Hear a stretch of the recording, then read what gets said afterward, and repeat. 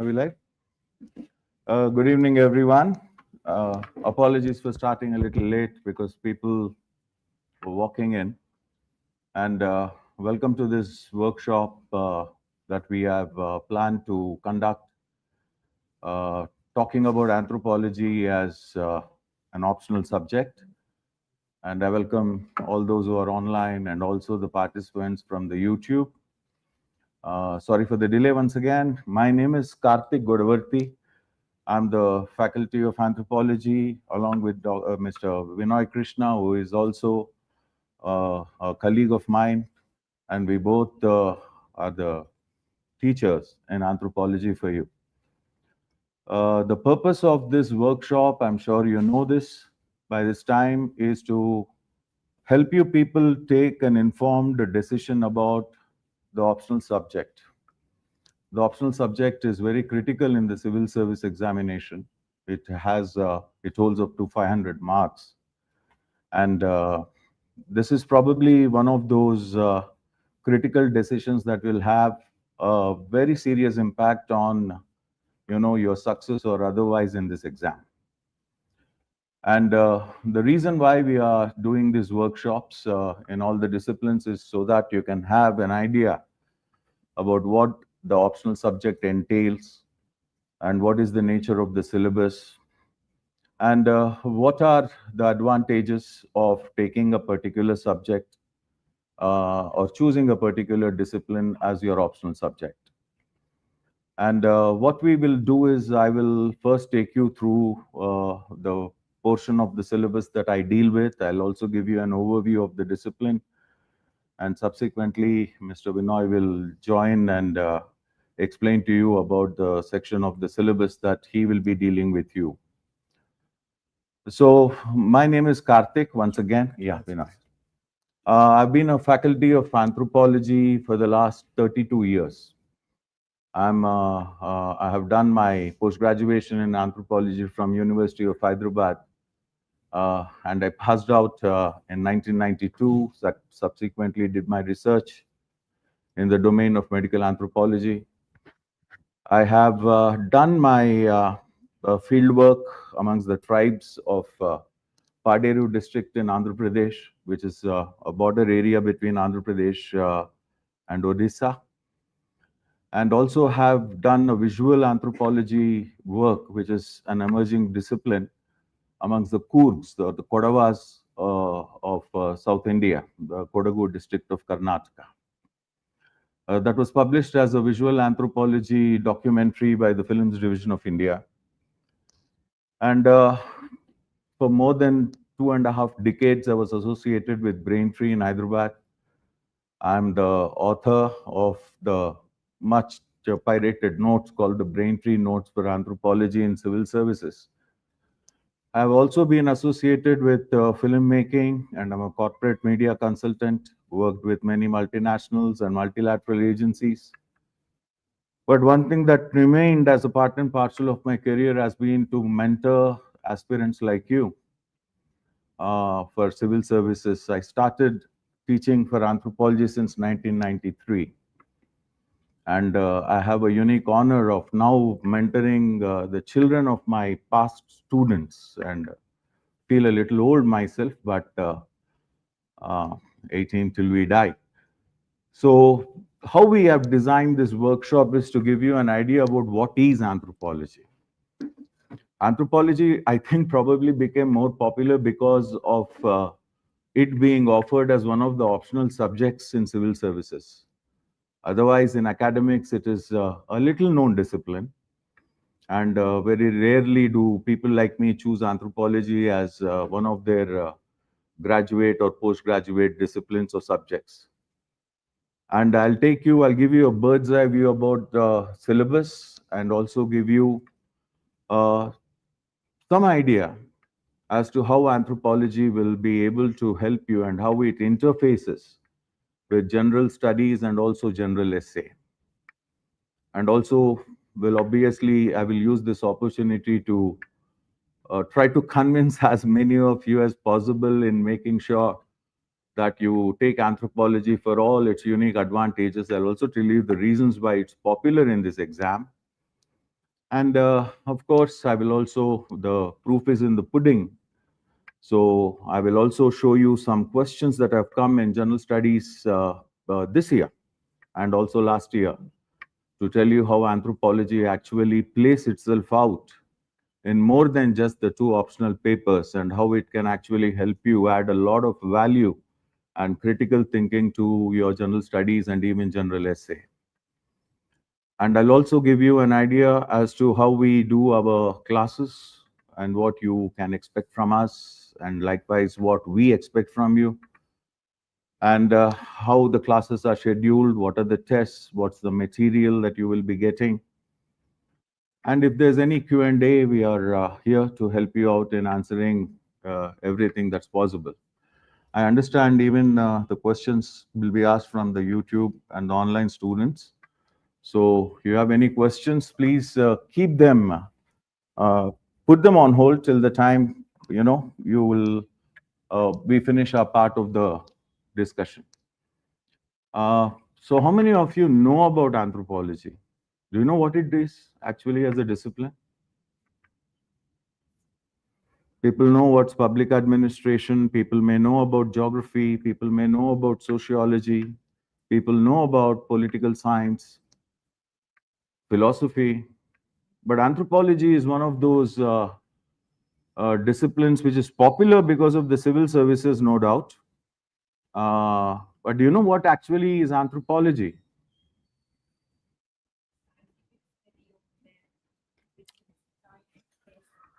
Scientific study of man in time and space. Well, that's a very good answer indeed, actually.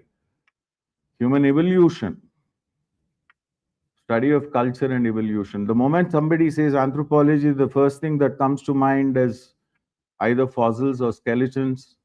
And the second thing that comes to mind is the various indigenous cultures and tribal cultures of the world. But it's very difficult to define anthropology. This is not going to be a class on what is anthropology as a discipline, but I'll definitely try to give you a kind of a bird's eye view. The best way to define anthropology is actually use the name anthropology. Anthropos plus logos. These are the two Greek words from which, the name anthropology is derived. And anthropos is human. And logos is logia, a Greek word that stands, you can translate into science, translate into fact, reasoning. And if you use these two words combinedly and define anthropology, it translates to science of humanity. The reason it's difficult to define anthropology is because the meaning of anthropology, the scope, what this discipline studies, has never remained static. It's no doubt one of the youngest disciplines in the family of social sciences. It's probably about 150, 160, 170 years old academically. It was born in the Greek and German philosophical schools of thought. But what we study about humanity has never remained static, is because we as human beings have never remained the same ever since we have evolved. The human nature that we primarily study in anthropology is a very dynamic phenomenon. There is so much of cultural diversity in this world and biological diversity in this world. The human problems keep emerging, the human challenges keep emerging. And now and then viruses and bacteria keep threatening us with extinction. So what do we study about the humans has never remained static in anthropology, you see. And since the human beings are not static, the definition of anthropology also never remained static. But very broadly, I can say anthropology is a scientific study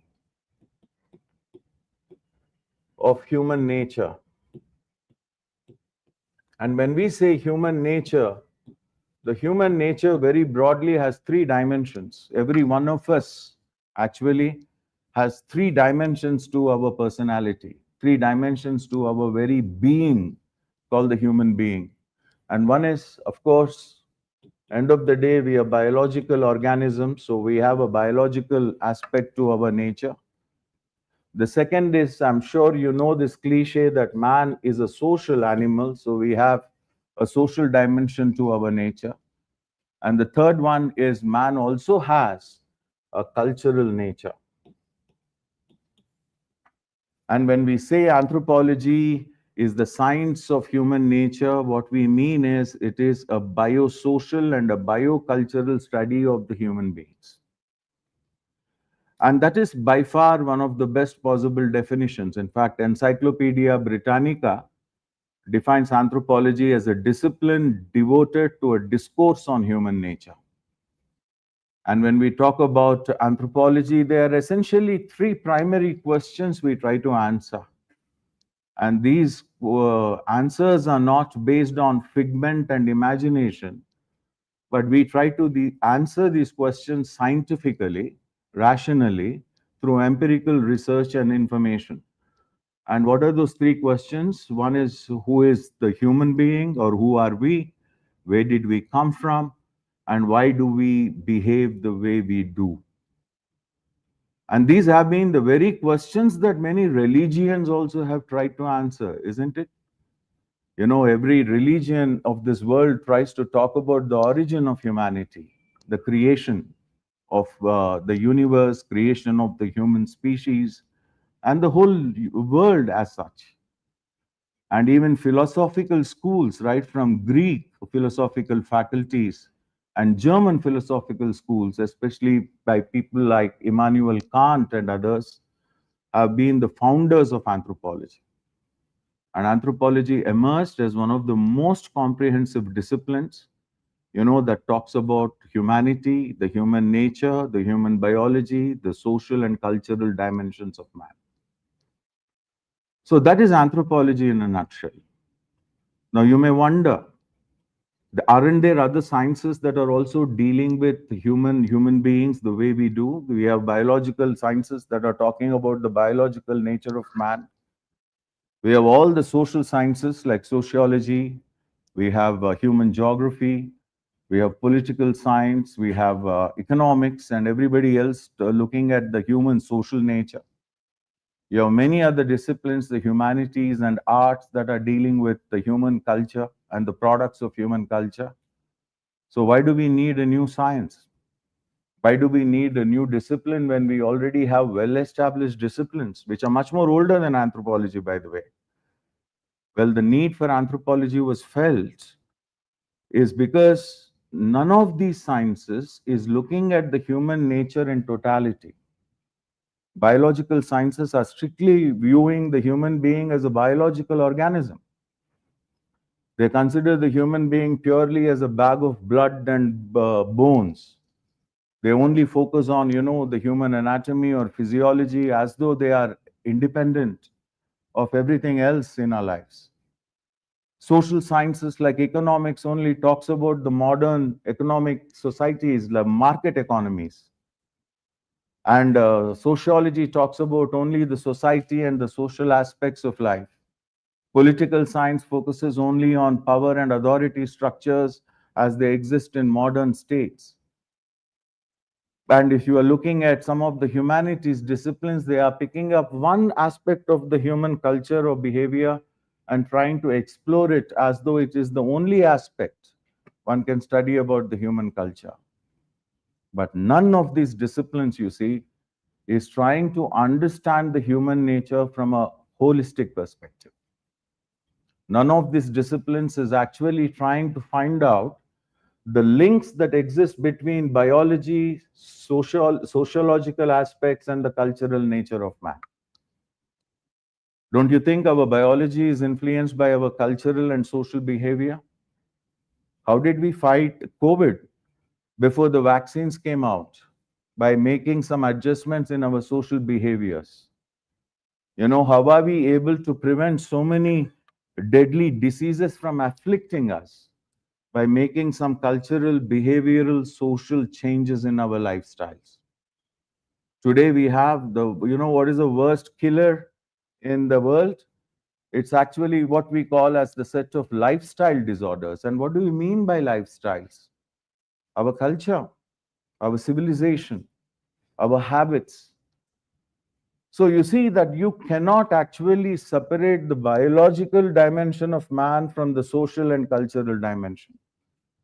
If you want to answer the question, what makes a human, you cannot, put the different behaviors in different compartments or silos and look at them as though they are the independent, autonomous dimensions. You need a holistic study. You need an interdisciplinary study, something that weaves together the findings of biology from the findings of social sciences and the findings of cultural and behavioral sciences. And the discipline that tries to put all of them together and tries to give a comprehensive answer to these three questions is what anthropology is. And that is the reason why anthropology is considered one of the most comprehensive of all the disciplines that deal with humankind. And I'm not saying this because I am an anthropologist, but it's essentially a fact. The number of specializations in anthropology are countless. And the number of specializations and super specializations are so dynamic that once considered to be a discipline with only two broad branches. One is called the physical anthropology, which deals with the biocultural dimensions of man, and socio-cultural anthropology that deals with only the social and cultural aspects of man. Today, anthropology is considered to have hundreds of specializations and subspecializations. That is the first thing that makes anthropology a very unique discipline, holism, we call it. The second, anthropology strongly believes that our present is an outcome of our own past. So, nothing in the contemporary aspects of life can be explained unless we go into the past circumstances that have created the present. That means everything you study, you have to study from a historical perspective. That means whatever we study in anthropology, we go back into the roots, we go back into the origins. And that approach, where we try to explore every human aspect and human behavior right from its origins, is called the historical approach. That's why when we speak about religion, we start off with the origin of religion. What factors could have motivated or inspired our ancestors to believe in the existence of a supernatural world? When we go into the economic aspects of the human societies, we go into the origins of how our primitive ancestors have managed production, distribution, and consumption, and how it has evolved over a period of time. We study the hunter-gatherers, we study the pastoralists, we study the horticulture societies, agriculture, and subsequently come to the modern industrial economies, which are called the market economies. When we study marriage or family or kinship, we start off by asking what could have been the situation before these kind of institutional mechanisms existed. Was there anything like marriage? Was there anything like an institutional mechanism of regulating human sex and sexuality? Was there anything like promiscuity? And how did this institution evolve? What factors could have led to the number of mates, or what factors could have led to the emergence of so many different types of marriage systems in the world, and family and kinship systems? So that's the reason why anthropology, apart from being called a holistic discipline, is also a historical discipline. And that's one of the reasons why we study the indigenous cultures of the world. The present day indigenous people, also known as the tribal people, are the living representatives of our own past. When we study our own cultures and peep into our own behaviors, we strongly believe that our present is actually a consequence of the past, and our present and the past together are already deciding how our future is likely to be. So we look at everything as a part of a timeline. It's always a kind of a temporal continuum where, always humans are evolving, their biology is evolving, their social and cultural behavior is evolving. And when you're dealing with a phenomenon like this, us, who is continuously, constantly evolving, innovating, changing, and we are a species who hates monotony. We always keep, doing the same old things in the new way. We have no choice but to embrace what is called as an historical approach. And the third unique aspect about anthropology is look at the world around us. Look at this classroom. No two people are alike. Our cultures are different, our personalities are different. In fact, two children born to the same parents are not alike. When you look at the world around us, there are thousands and thousands of cultures. The same religion is interpreted in multiple ways. The concept of food is interpreted in so many different ways. What is a disease for us is actually a symptom of good health in a different culture, and what is disease for them could be a symptom of good health in our culture. So ultimately, what we are talking about is diversity. And diversity, there is a diversity between the cultures, diversity between biologies, diversity between behaviors. And no species, no other species on this planet exhibits the kind of diversity that we do. This is very awesome diversity. And this has been one of those primary areas of research in anthropology. Why is it that we are exhibiting so much of diversity? And the only way we can appreciate diversity and to understand why such diversity exists is by comparing the cultures, by comparing the people and comparing their behaviors. And that's the reason why we have embraced a third important approach in anthropology, which is called as the comparative approach. Are you with me, all of you? Am I making sense? So if I have to answer a question, what makes us so unique as a discipline? These three: holism,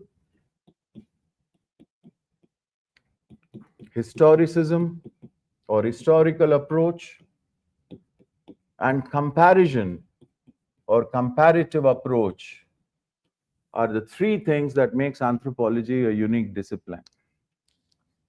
So we do the same as other disciplines do. We study the same phenomenon as other disciplines study, but we do it in a very different way. And we are integrating the findings of all the other disciplines, at the same time using our own unique anthropological approach called the anthropological lens, which is, the holistic, historical, and a comparative approach to understand the human beings and the human nature, and try to answer the questions related to our species, which is called the Homo sapiens. So that's anthropology for you in a nutshell. And anyway, when we are exploring the discipline in greater detail, you will understand the various questions we answer. In fact, I'll give you a bird's eye view about the syllabus, and that should give you an idea about what all we study about the human nature itself. So it is a scientific study of who we are, a scientific study of where we came from, and a scientific study of where we are headed to, and it is a scientific study of why we behave the way we do. It is anthropos plus logos. Logos, the opposite of logos in Greek language is mythos or myth. And myth means fiction. Myth means imagination, right? A figment of somebody's imagination. But anthropology is logos, the opposite of mythos, which implies a scientific study, an empirical study, and a rational study. So it is a discipline that actually is grounded in empirical research. It's a discipline that actually focuses on providing scientific solutions and scientific answers to the questions that have always haunted us ever since we have evolved on this earth. Maybe our ancestors tried to answer these questions by taking the help of philosophy, and today we are trying to answer the very questions by taking or seeking the help of science and scientific inquiry. So that is anthropology in a nutshell. Now, coming to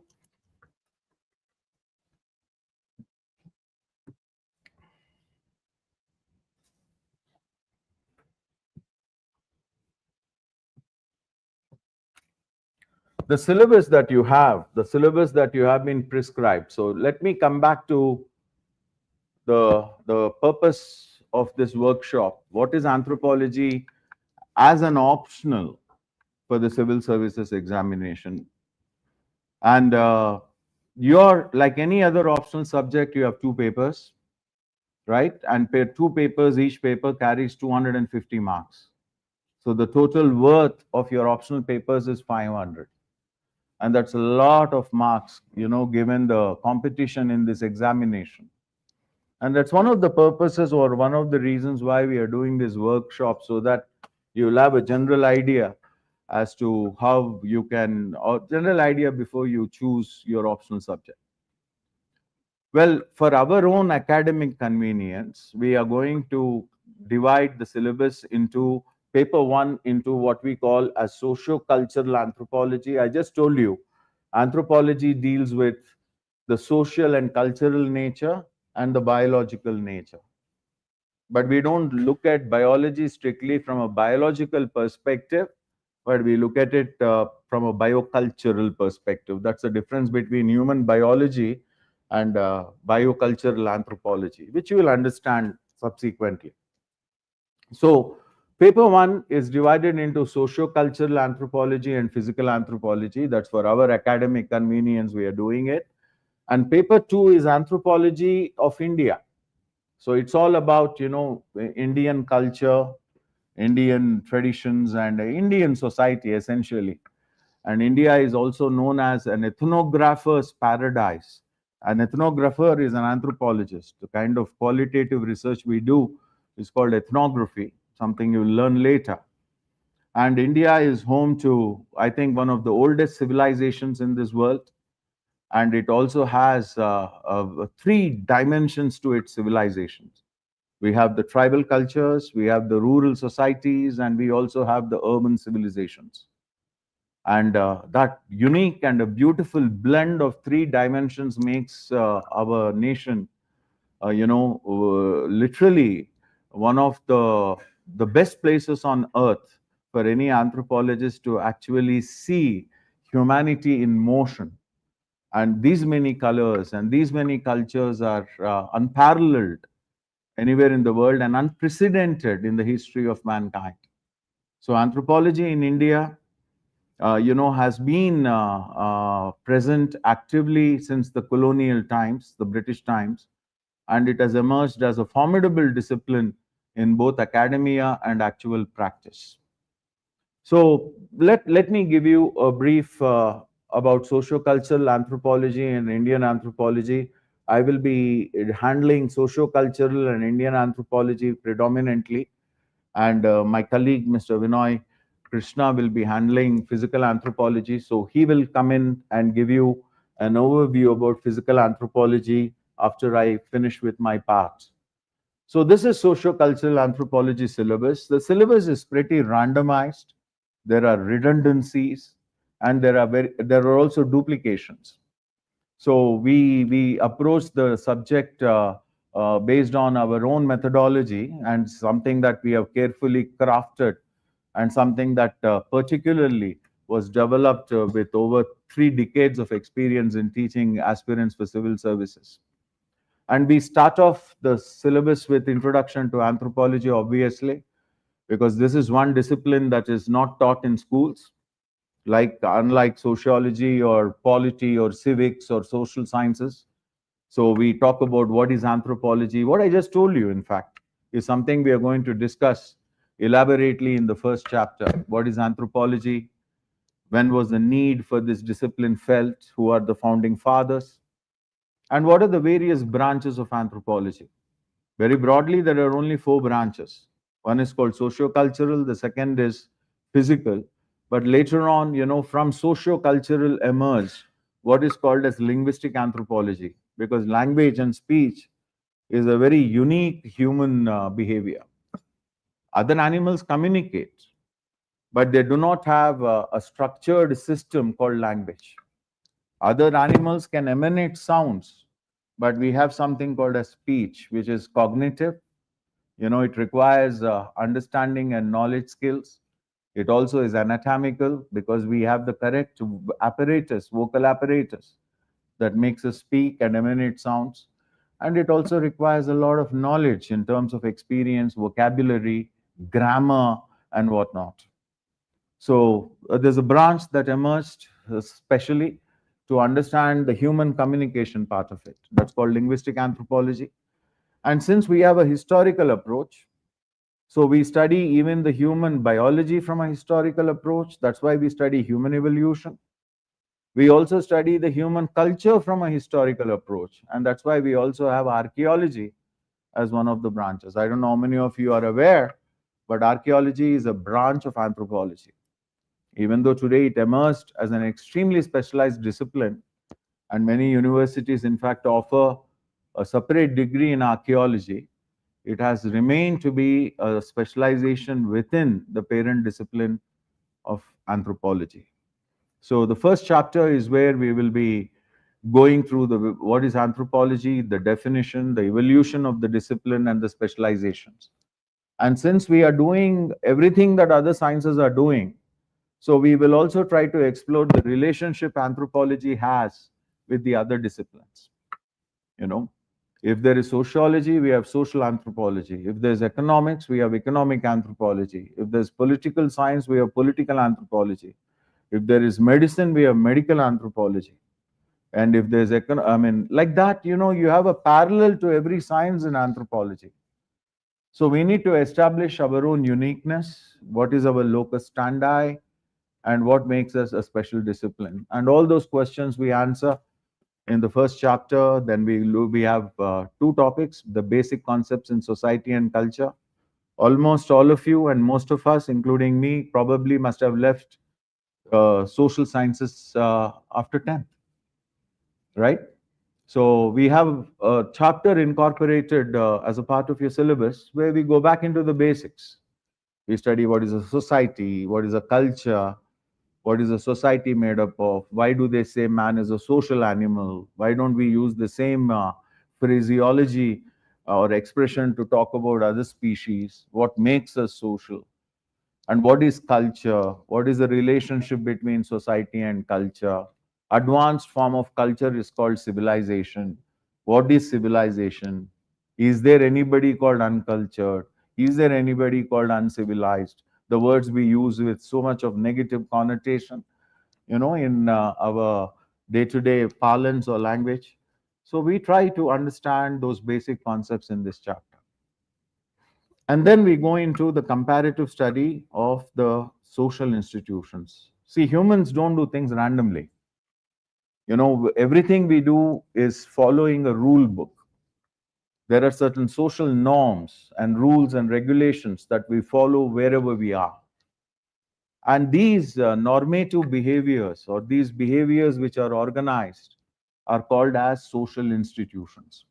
Marriage, family, kinship, economic, political institutions, and then religion and education. These are the things which are very unique to the human societies. And we do a comparative study. We study marriage, the types of marriages in the world. We talk about family, the typologies and different types of families. In India, we have almost everything. We have different types of religions, a comparative study of religions of the world. Some societies don't have religion, they have something called magic, something called sorcery.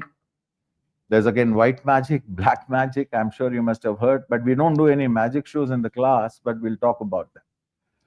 And then we also have things like comparative studies of economic and political institutions. The concept of power, you know, power is not something you study only in political institutions. Power is a part of every social relationship, right? Power is essentially the ability to influence others' behavior. And there is power in religion, power in family, power in economics, power in politics. And political anthropology is that branch which studies the political institution. So that is comparative. This is a major chunk of your paper one. And each one is marriage, family, kinship, economy, political, and religion and magic are about 5 or 6 chapters in your paper one. And then we have a small chapter on linguistic anthropology. We study about human verbal communication, non-verbal communication. You're listening to me right now speaking, but your judgments about me is not only based on what I am speaking, but how I am speaking. You have already judged me before I entered the room or looked at me. So you are already making judgments, interpreting what I am saying based on not the verbal communication, but also the lot of non-verbal cues that I am sending your way. So humans communicate even when they are silent. Human beings communicate even before they open their mouth.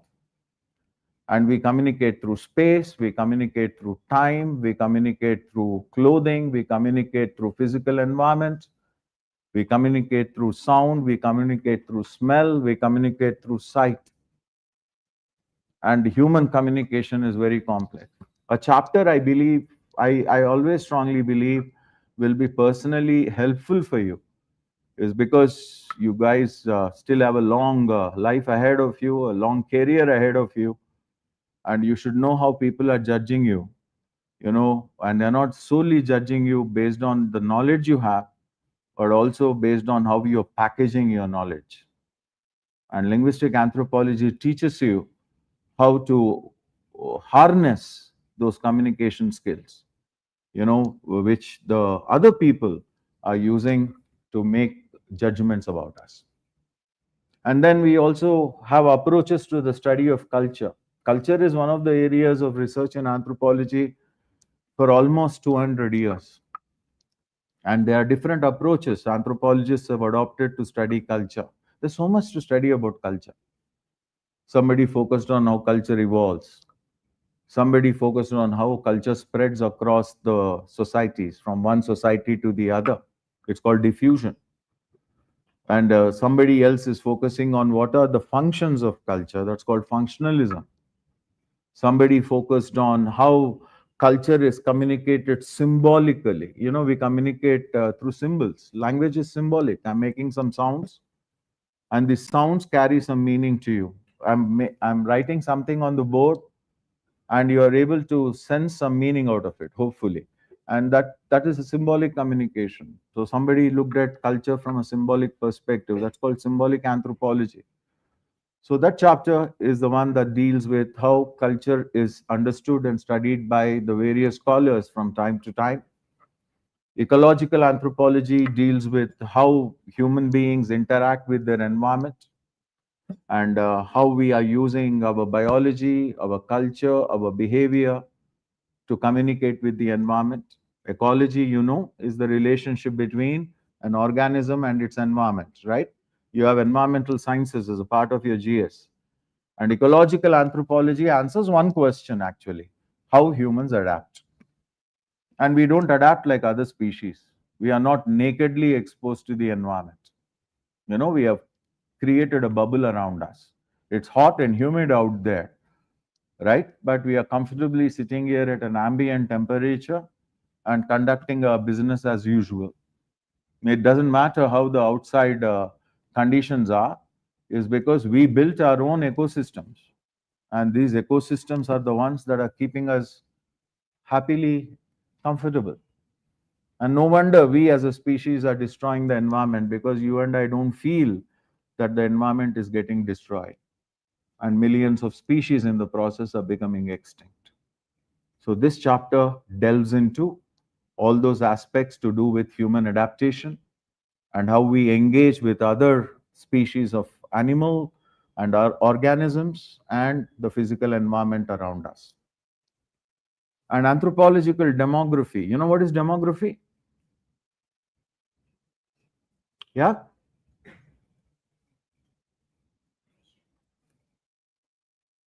What? Never heard demography? You heard democracy, I'm sure. There's a common word between demography and democracy. The common root word is dem. What do you think it is? People. In demography, we study its population studies, correct? All of you. And anthropological demography. What is demography? I mean, normally you are talking about census, you talk about birth rates, death rates, and everything else, right? I mean, that's an integral part of your general studies also. But anthropological demography is trying to understand how, the human numbers, the populations influence our cultural and biological life, and how our biology and culture influence the population. After all, the number of children I would like to have is a decision that is left to my family values, my religion, my customs. Whether somebody wants to adopt contraception or not, how many children they would like to have, the birth spacing, the implications of having a larger population, fertility, mortality, migration, and how they affect our health, our life, and everything else is what we study in anthropological demography. It's a specialization again within anthropology.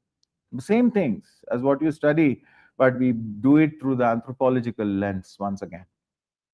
And this chapter is also there in paper 2. What is India's population? What are the problems? Why the population growth is happening at an unprecedented. Today we are the world's largest population, right? And I think April of 2023 we became number 1. And this year there was a question in general studies about demographic winter. Have you seen the general studies papers this year? There was a question on demographic winter. Many countries like South Korea, Japan, and all the others are going into that stage where they don't have enough young populations. Most of the people are already old.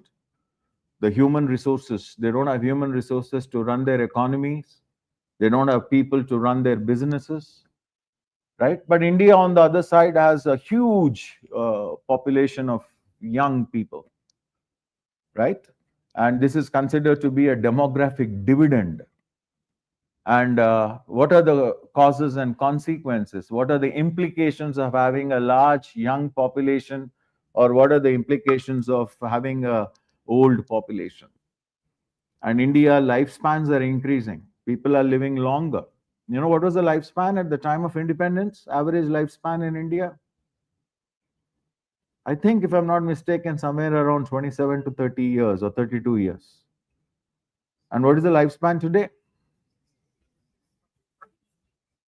62 is still very low. A developed country has about 83, 84. But anyway, we still have a long way to get into the domain of demographic winter. But don't you think if the lifespans are increasing gradually, the number of people who are old is also increasing? Is our medical infrastructure ready for old people's care? It's called gerontology and geriatrics. Are our roads friendly for the old people? Are our buildings made inclusive for the people who are old to access them? These are all the kind of questions we answer.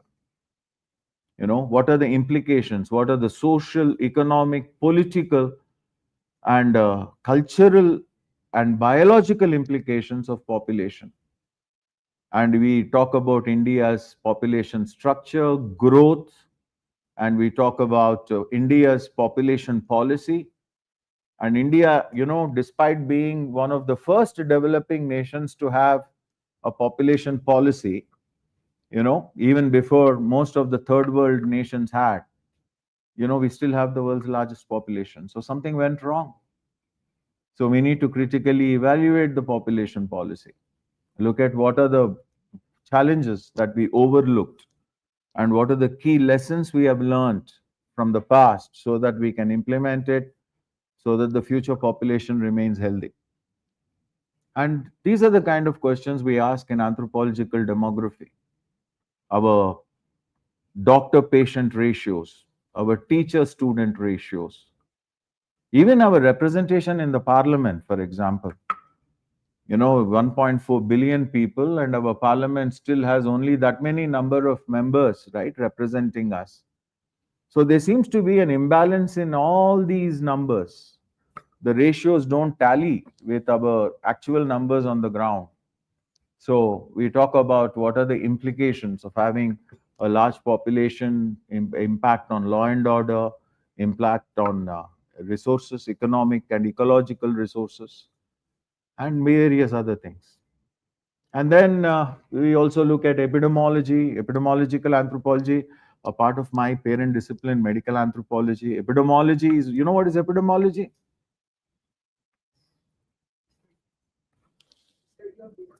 Study of diseases, not exactly, but the study of cause and distribution of diseases. I mean, at least this branch of science became a little popular because of the recent pandemic. And the world, many people, lay people got used to the words epidemics, endemics, pandemics. And epidemiology or epidemiological anthropology is an interdisciplinary science with the science of epidemiology and anthropology, and trying to understand how our own behaviors are influencing the diseases, the spread of diseases. I just told you about lifestyle diseases. India is also the diabetic capital of the world. India is also, we have especially abdominal obesity.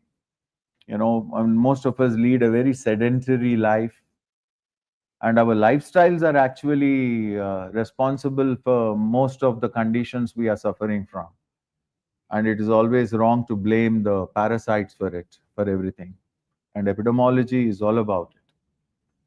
And especially anthropology's relevance in epidemiology was recently highlighted when COVID pandemic started penetrating even the indigenous cultures. And those are the people whose immune systems are very different from the general Indian population because the gene pools are different. And I'm sure you must have heard about, the Amazonian tribes, the remote Amazonian tribes. When they started reporting the COVID symptoms, the World Health Organization was in panic mode because virtually it could eliminate the entire populations of those people because they don't have access to modern healthcare, and their social behaviors also may not permit what is called as social distancing and things like that. So this is a branch, a small topic, small chapter, which deals with health, disease, and illness. And then we look at certain anthropological research methods. Like I just told you, that we are holistic, historical, and comparative. So what methods we use? There's something called participant observation, interviews, how we design questions and questionnaires, and how we do field work. Anthropology is not an armchair discipline. Anthropology is a field oriented discipline, and every anthropologist always has a field work associated with his work and research. And how is this field work done, and what kind of research we do when we go and do our field research in various cultures of the world. And it is wrong to assume anthropology studies only primitive societies. Okay, there's nothing called primitive. They're so-called primitive, right? They are actually indigenous cultures. There's corporate anthropology. Anthropologists work in Google, Microsoft, and the companies like that doing corporate ethnography. There's diplomatic anthropology, and this is the branch which is involved in cross-cultural studies and how it impacts international relationships and diplomacy. There is clinical medical anthropology, where anthropologists work in modern corporate hospitals and establishments and trying to understand and study the work cultures. So anthropology is equally interested in indigenous cultures as much as it is interested in contemporary societies.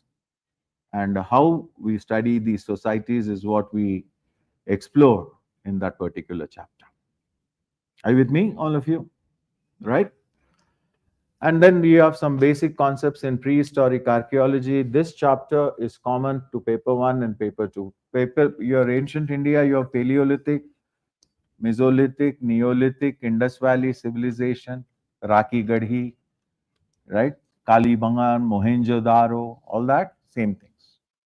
We study from the world archaeology perspective. We also study from the Indian archaeology perspective. You don't have to study them twice. It's once you do it in one place, you don't have to do it in the other. The same thing. This is paper 2. If I knock off the heading and put this slide here in front of you, you wouldn't know if I'm talking about general studies or anthropology. But that's one of the points I want to drive home today. That you see there's so much of overlap you have with Indian anthropology and your general studies papers. I just told you, right? We study the population structure, growth, problems. That's demography of India. There are so many races also in India, and we do the racial classification and linguistic classification. There's so many language families we speak.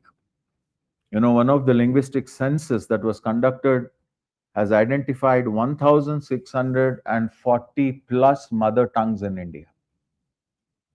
And those many mother tongues don't exist in any other nation state.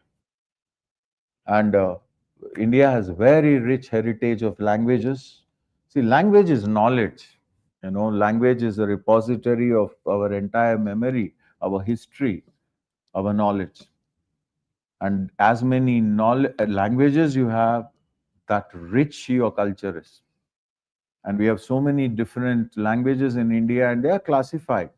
Like the way organisms are classified in taxonomy, language and linguistic families are classified in anthropology. And that we shall see. And we study the traditional Indian social system. This is, I think you have arts and culture and ancient Indian history, Varna, right? Then you have ashramas, brahmacharya, grihastha, vanaprastha, sannyasa. They have nothing to do with Hindu religion. These are the civilizational foundations of Indian philosophy. Karma, for example, karma theory, something that has been spoken about in Upanishad, something that was actually introduced to the world in its correct meaning by Swami Vivekananda. And India is India gifted to the world the philosophy of karma, which is today an official English word in the dictionary. Just like the way we have gifted to the world yoga, and we just celebrated the International Yoga Day on the 21st of June. And these are the philosophies we introduced to the world.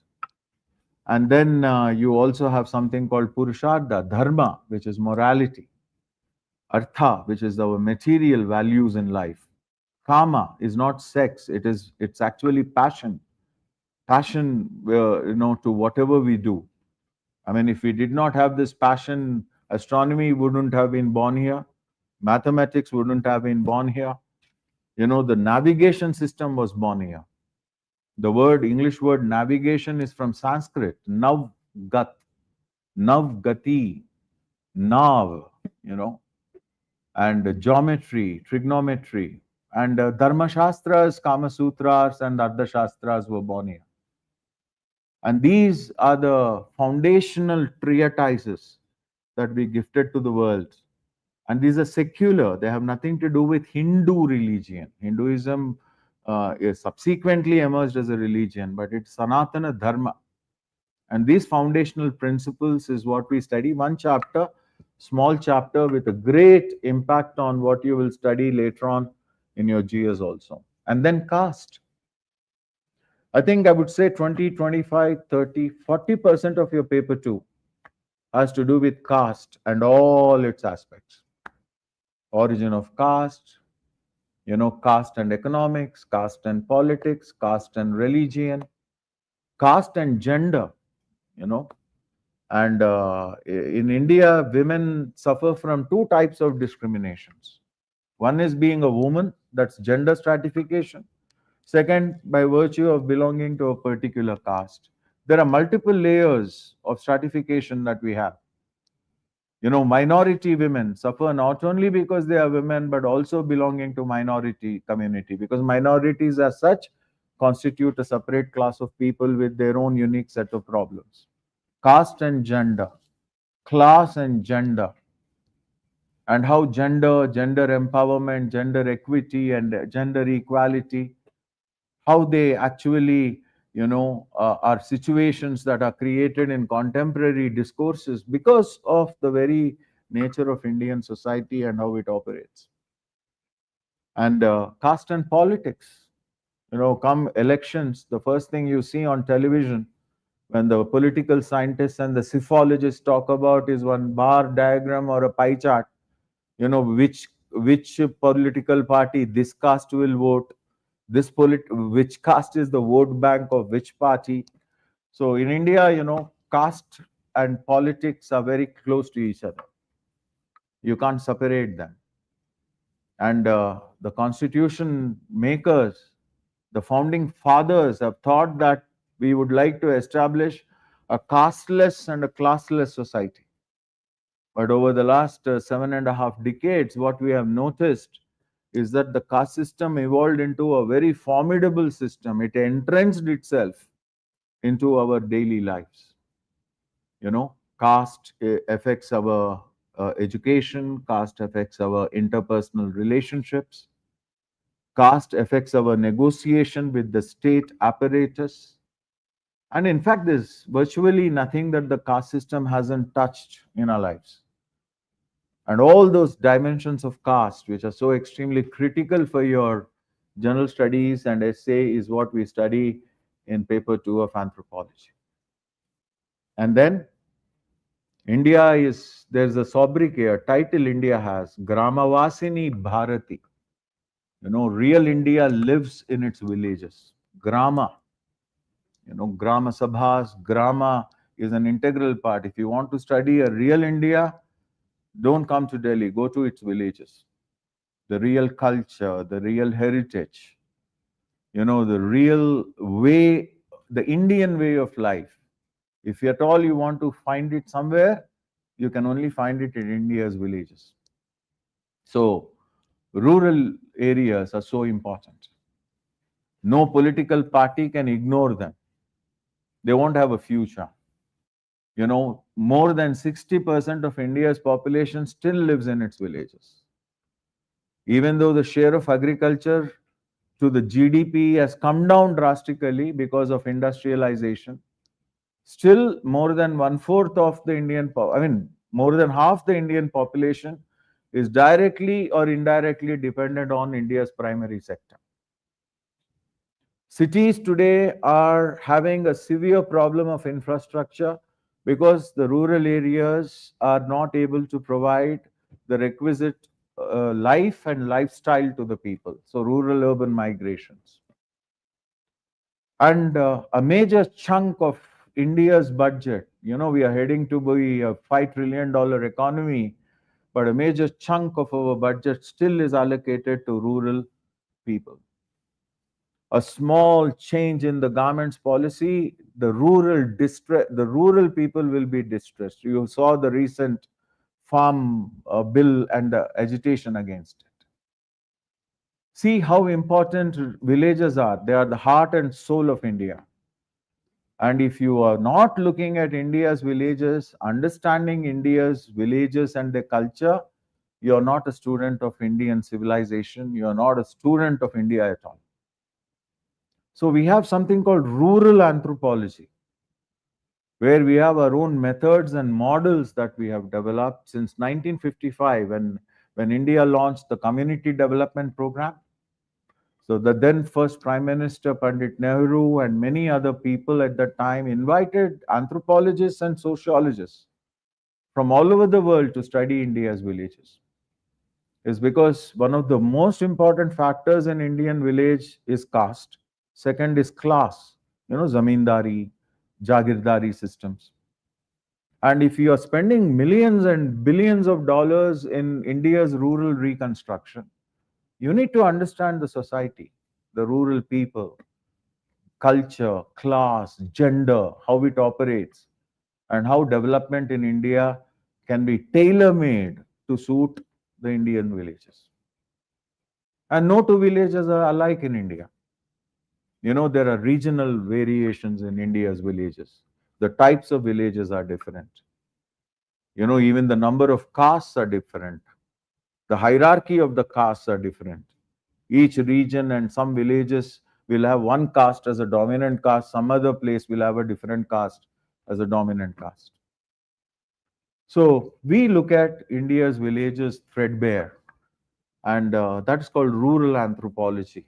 And we also look at the impact of Panchayat Raj, 73rd Amendment. And India was originally a two-tier federal structure, right? Central, union, and state. And after 73rd Amendment, India became a three-tier federal structure, local self-government. And even though Panchayati Raj system itself is not new, but Panchayat Raj system became a constitutional mandate after the 73rd Amendment. What has it done? I mean, is it doing anything good? And is it really empowering the people, the Dalits, the minorities, the women? There is a reservation for women only at the Panchayat Raj level till now. And only recently you have the bill passed for the parliament and the state legislature. And that too, there's still time for that. You need to have the census and delimitation. And maybe 2029 or 2030 is when women representation of 33% will be realized. So is really Panchayati Raj, empowering women, empowering Dalits, because there's a reservation for Dalits, scheduled tribes, and how it is working is what we see here. Panchayati Raj and social change. And then we study all these things you have in your, they're anthropology concepts, by the way. M.N. Srinivas, is, in fact, I am a student of M.N. Srinivas's student. And Coorg and Kodava, where I've done the visual anthropology, is where M.N. Srinivas has done his research. The concept of Sanskritization, Westernization were his concepts. And then you have modernization, globalization. And there are both internal and external sources of social and cultural change in India.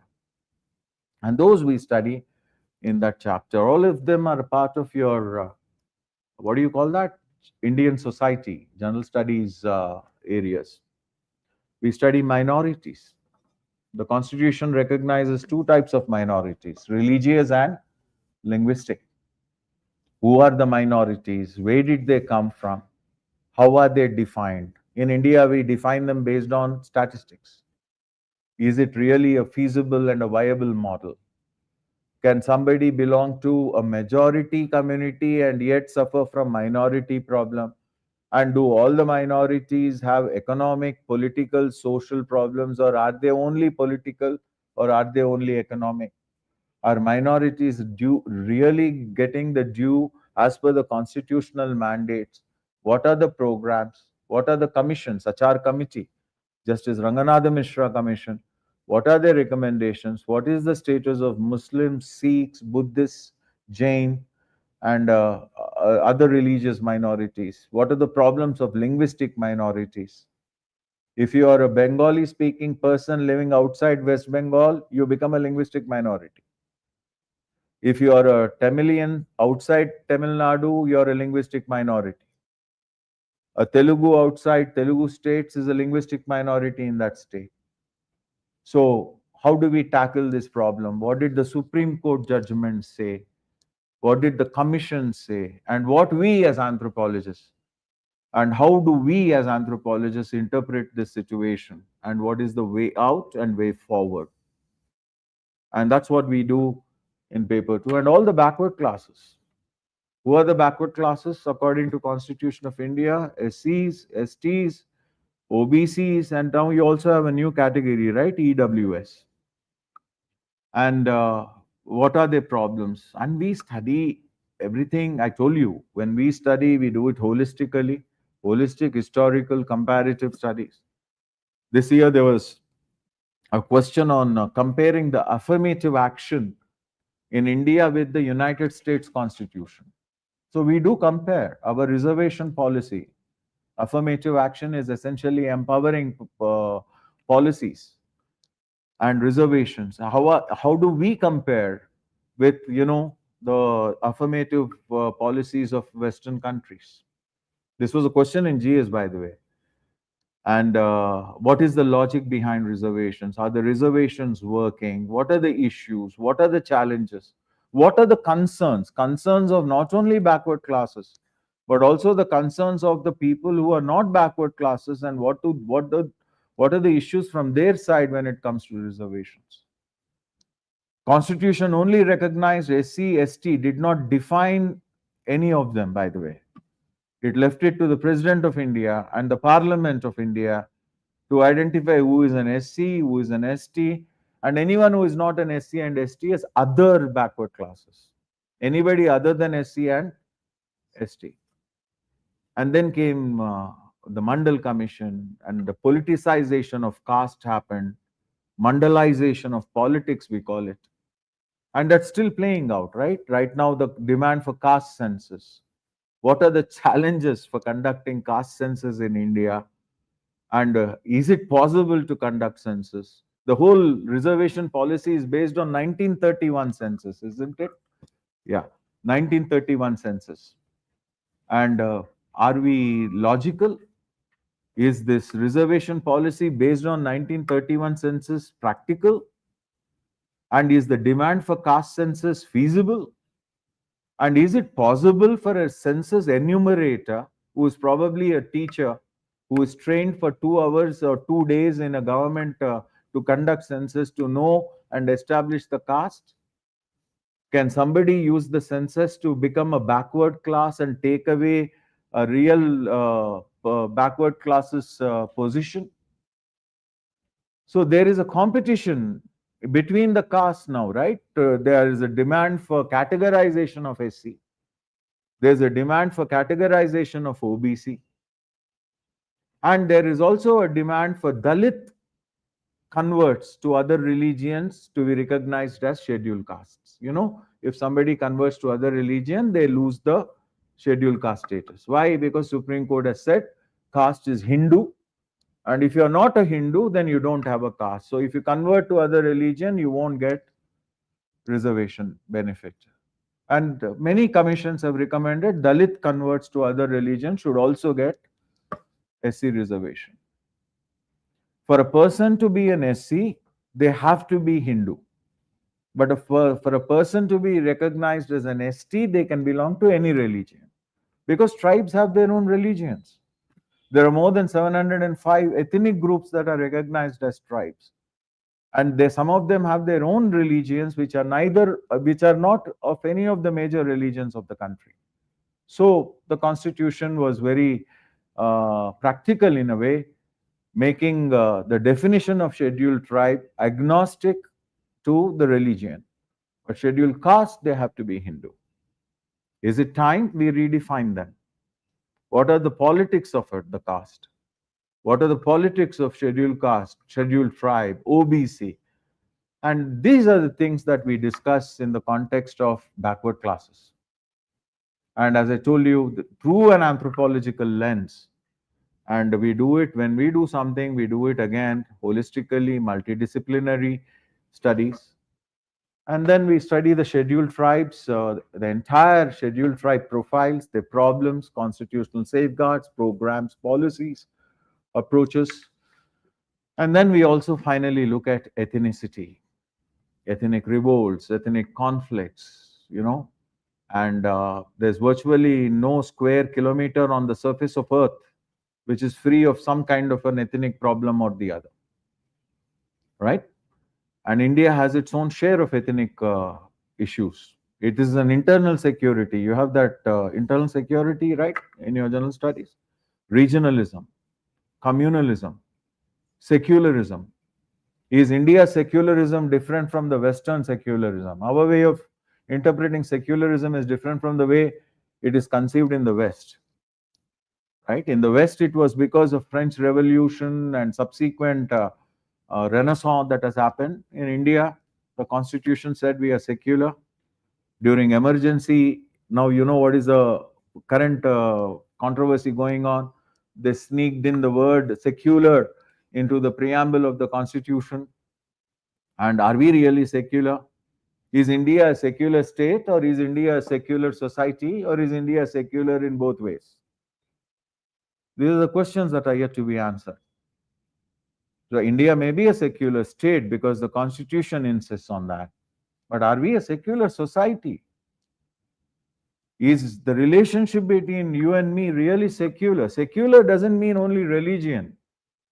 But you're not judging me because I am south, you are north. You're not judging me because I am male, you're female. You're not judging me because I am having a dark skin, you have a fair skin. Being secular is being a humanist. The treating the people the way they are, rather than adding a lot of tags and conditions to it. Are we secular? If the state and the constitution says secular, automatically do all the institutions become secular? These are the questions we ask. And then what are the root causes of this ethnicity, regionalism, sub-regionalism? So even though states reorganize, I come from a state that was the very first state that formed on linguistic basis, Andhra Pradesh. And incidentally, my state is also the last state in 2014, which was again divided, Telangana and Andhra. So my state got divided twice. And somebody like me, when my dad's from Andhra and mom's from Telangana, I was born, bred, and brought up in Hyderabad. 2014, Dobi ka gada na ghar ka ya ghat ka. So these are issues. They have psychological impacts. They have psychological, economic, social. Your historical roots are in both the places. But politically now you are divided. Are we divided? Is it logical to divide the country on linguistic basis? These are the kind of questions we keep asking. So that's anthropology, socio-cultural, and the entire paper 2 for you. And most of these topics are there in your GS. You're not escaping anthropology by not taking it, but you're escaping the anthropological interpretations to these topics by not taking anthropology. We bring in the anthropological perspectives, holism, historicism, comparison, functional perspectives. And when we study something, we study it threadbare. That's the syllabus for you. And this is your, I don't know whether you know about your, how many of you are giving the exam for the first time? Okay. So all the first timers, I don't know whether you saw this, but this is for all your optional subjects, not just anthropology. General studies, you have a different pattern. All your questions are compulsory, I think, in general studies, whereas in all the optionals, you have a choice. Anthro paper, each paper is 250 marks, 2 papers 500 marks. And each paper is again divided into 2 sections, section A, section B. And there are totally 8 questions in all, Q1 to Q8. So 4 questions in each section. So you have to write any 5 questions out of the 8. But question number 1, which is this one, short notes in section A, and question number 1 in section B. So question 1 and question 5 are compulsory. They are short notes, 10 marks, 150 words, which I think the same, you have 10 markers in your GS also, right? And but you can choose any of the other 3 questions. There's only one condition, that at least one question from each section you have to take. So if you're taking 1 question from section A, you can take 2 from section B. If you're taking 2 from section A, you can take 1 from section B. And each question again is divided into A, B, C. So 20 marker, 15 marker, 15 marker. So 50 marks each question. 50 into 5 questions, 250. So there is a external choice, if you see. But once you pick up a question, you have to write all the 3 sub questions. That means there's an external choice, but there is no internal choice. I mean, this is not just anthro. This is for, I think, I'm sure, almost all the optionals. So that's the thing about anthropology's paper pattern. And the same pattern appears for your paper two. So there are two papers, paper one and paper two in every optional subject. 250 into 2, 500 marks. Okay? Understood so far? Now, let me answer. Ritika, Amulya. So, we consider taking anthropology? We are science background, computer background. I also have a computer on my background. It's this smart screen I'm talking about. We all have some background or the other. Uh, Tell me something. I just gave you a bird's eye view about the syllabus. Do you find sociology in it? There is sociology. There's economics. There's politics. There's biology. There's medicine. There is philosophy. There is economics. There is geography. There is demography. There is everything in anthropology. Some of the founding fathers of anthropology are mathematics and physics doctorates. Franz Boas, Bronislaw Malinowski. Geographers, ecologists, philosophers, Charles Darwin, Paul Broca. The founding fathers, philosophers, Immanuel Kant.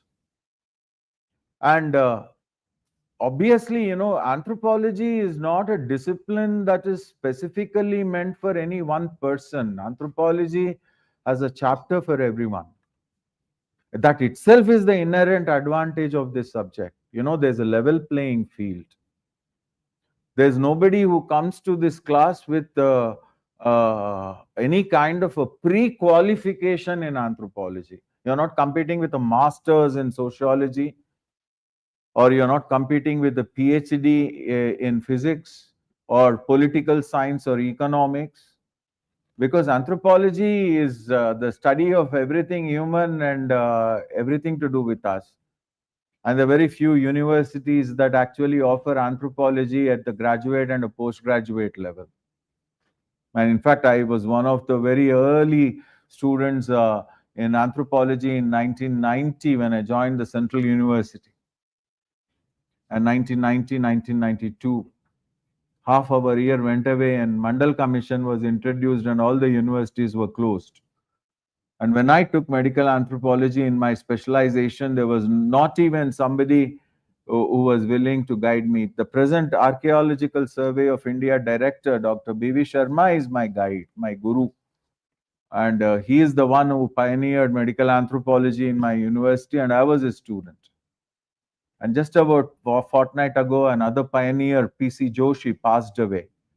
And he was another pioneer in medical anthropology. So there are not very many people that you are competing with. There are not very many people here, who actually come with some kind of an academic proficiency or an academic advantage in anthropology. There's a level playing field that way, right? And then we actually don't learn anthropology. We actually are packaging our real life experience into it. Our marriages, our family, our religion, our gods, our belief systems, our kinship, our economy, our politics. You just saw what we are studying. And ecological anthropology, we study ecosystems, we study, adaptations.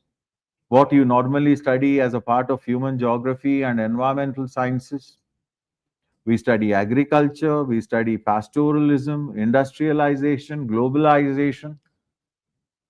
Tell me about caste. Tell me, to which discipline does the study of caste belong to? Historians study caste, sociologists study caste, economists study caste, political scientists study caste, philosophers study caste. Everyone looks at the caste system.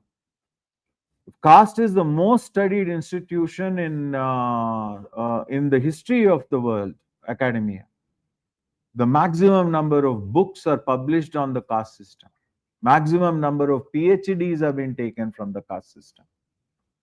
Who, tell me, to which particular discipline caste belongs to which particular discipline race belong to, belongs to.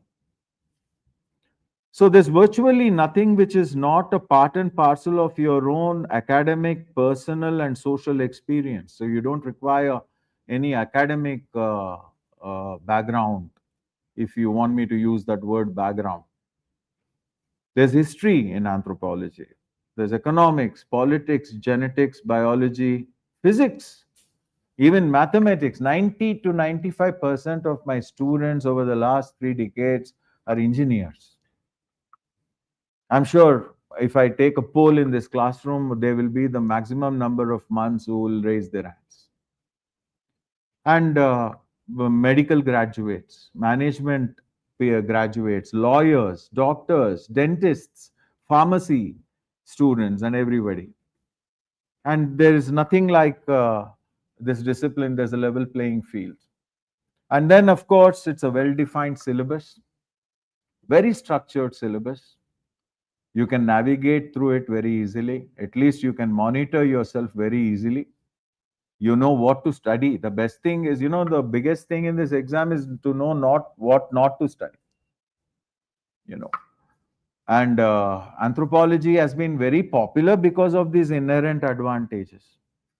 It helps you enormously in GS and general essay.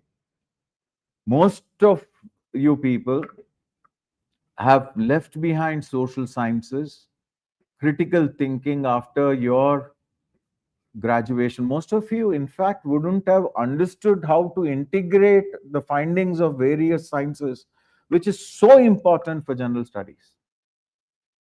This is one of the toughest examinations in the world. Clarity of thought, the power of expression, and range of application. These are the three things this exam tests in you. Well, clarity of thought is our business, not yours, to make sure you understand the concepts. But the ability to use this knowledge and weave it with your general studies and general essay, it's only possible with disciplines like anthropology. Is because if you take a subject for your optional, be smart. Something that, see, an optional is like your spouse. You're going to live with it for a very long time to come. And once you have committed, there's no going back. There's no control Z. You have to restart the whole preparation. So take your time. Listen to all the faculty. Attend all the workshops. Look at the syllabus. See if you can relate to them. See the overlap with GS. The most important and the smart decision depends on whether the optional I am taking is going to cut down my effort or is it going to multiply my effort. Because this is a very, I'm not saying it's an impossible exam. It's a tough exam, no doubt. And hard work is what is required. You don't have to be extraordinarily intelligent. You need to be honest.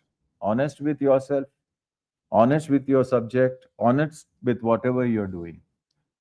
And there's nothing in this world you cannot achieve, when you are very true and honest with whatever you're doing. And this optional, is it helping me cut down my effort? Is it overlapping with GS? Because GS is something you can't choose. It's mandatory. And many of you people with engineering and other backgrounds, you lack the necessary skill and the depth in understanding social science concepts. So will my optional help me develop those skills? Will it help me widen my horizon? Can I understand something being taught in political science? Can I understand what the economics faculty is teaching me? Can I relate to what the history teacher is presenting to me? So will this optional subject complement and supplement my efforts in general studies? These are the questions you should ask yourself. Sorry. That is how you choose your optional. I'm not here to baptize you into anthropology. As my all colleagues have done it over the last 1 week, and my colleagues are going to do later on. This is only to help you make an informed choice, like constables at the crossroads telling you, all the routes that are open and the routes that are narrow, the routes that are closed. End of the day, the ball is in your court. And most importantly, what has been the performance of the optional? What kind of people are taking this optional? Are the general masses taking this and clearing the exam? What has been the scoring pattern? The highest, in the recent years, I can say, I've been seeing this exam for so many decades. 325, and the toppers get around 50% in all the papers. 50% is what the toppers are scoring. So will it help me score more? Because 1 mark, half a mark can actually decide not only your success in this exam, your rest of your career, your cadre, your service, and everything else. So based on that, you choose and make your decisions. These are your areas in general studies which overlap with anthropology: Indian society, caste system, social welfare and empowerment, Indian villages, minorities, regionalism, communalism, issues of internal security, and all that. I'm not even talking about how physical anthropology, biotechnology, Mr. Vinoy, my colleague, will give you a bird's eye view on that. Your general studies, science and technology, biotechnology, genetic engineering. This year there was a question on the law about privacy law and DNA of the fetus in general studies.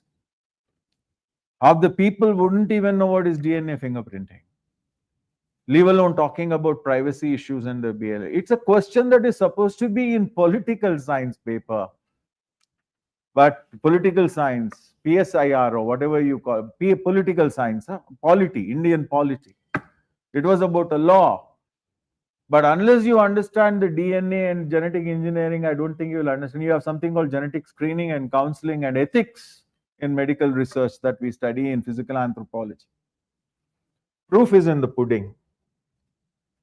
I'm not going to read out everything. These are the 10 markers and 15 markers, only sample from paper 1 and 2 in General Studies 2023. Do you think marriage as a sacrament is losing its value in modern India? You have a topic, stability of marriage and the factors that are affecting it. In some religions, marriage is a sacrament, like in Catholicism and in Hinduism. Marriage is considered to be something that is divinely ordained. In some other cultures, marriage is a contract, like in Islam, in the French society, and many tribal cultures. So there is a kind of a transformation in the institution of marriage in India and all over the world. India, mostly, is what this question is about. Why is suicide rate among young women is increasing? Child cuddling is now being replaced by mobile phones. General studies, okay? They're not anthropology. We have a topic, the impact of urbanization, industrialization, and modernization, as we call it, on family. The impact of feminism on marriage and family, the impact of industrialization on marriage and family, and socialization of the children, how the quality of parent-child relationships are getting affected, the quality of education, the quality of the interpersonal relationships within the marital and the familial settings are being impacted by these internal and external forces is something we study in anthropology. 2024, this year, 1, 2, 3, 4, 5, 6, 70 marks in general studies. Those are only the 10 markers. The concept of demographic winter, and is dealing with socio-economic issues of development. In dealing with socio-economic issues of development, what kind of collaboration between government, NGOs, and private sector? We have a topic in paper 2, critical evaluation of NGOs in tribal and rural development in India. So we evaluate the positives and the negatives NGOs are increasingly replacing government action, non-governmental agencies. But there are both advantages as well as disadvantages. As a district collector, you might not have a bandwidth to monitor everything. You're going to outsource it to some other agencies. But are those agencies really critically doing what is expected in the context of Dalit, scheduled caste, scheduled tribe, women, and even the Divyang? There are so many domains where NGOs are active. What have been the issues? Some of the NGOs in recent times have been, accused of actually waging a kind of a conspiracy against India's integrity. Some of them were actually, today's terrorism is not necessarily in terms of weapons, right? There's ecological, there is economic, and various other forms of terrorism. And there are too many jealous people about the growing story of India. So, and some of them have even penetrated, apparently, allegedly rather, into the NGOs. All these issues we discuss. This year. Sorry, analyze the role of local bodies in providing good governance. You remember that topic on Panchayat Raj and its critical evaluation? And this is a question from that. And this is 15 markers. 1, 2, 3, 4, 5, 6. These are only the ones I was able to look at. Regionalism. The first question. What is regional disparity? Despite comprehensive policies for equity and social justice, underprivileged sections are not yet getting the full benefits of affirmative action, that's reservation policy, and compare it with the United States. And right to privacy is intrinsic to life. Article 21 of the Constitution, DNA testing of the child in the womb, and what are the ethics and issues involved. We have ethics, genetic ethics in genetics, law in genetics, genetic screening.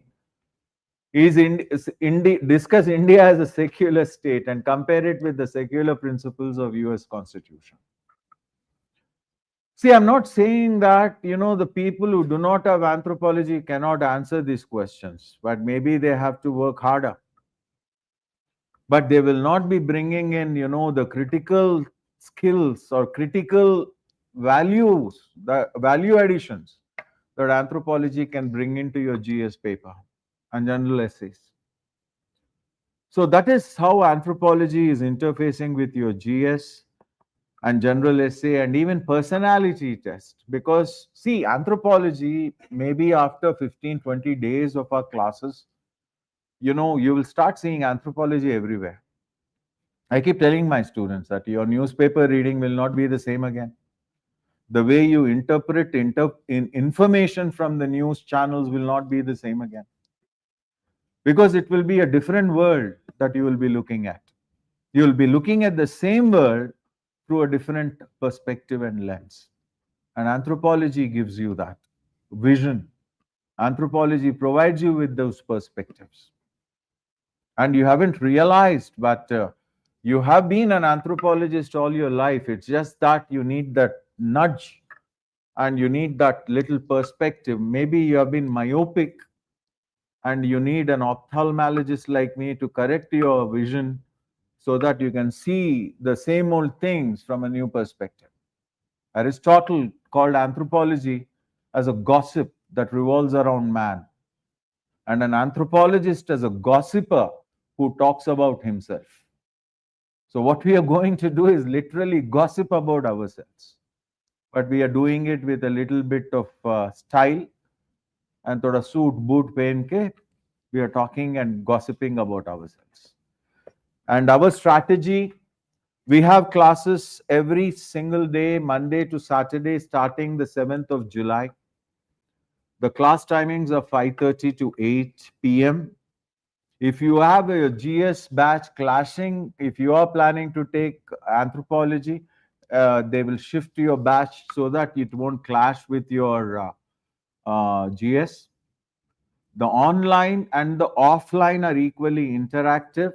I can see you people and I can real time read your queries. right? And the classes will be approximately 5.5 to 6 months, and class notes for sure.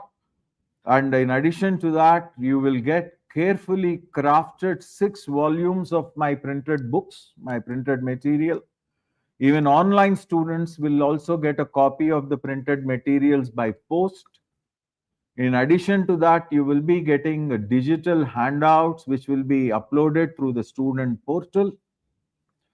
And you will be having almost a weekly test, which is usually on a Sunday. As I finish the chapter, you will have a test in it.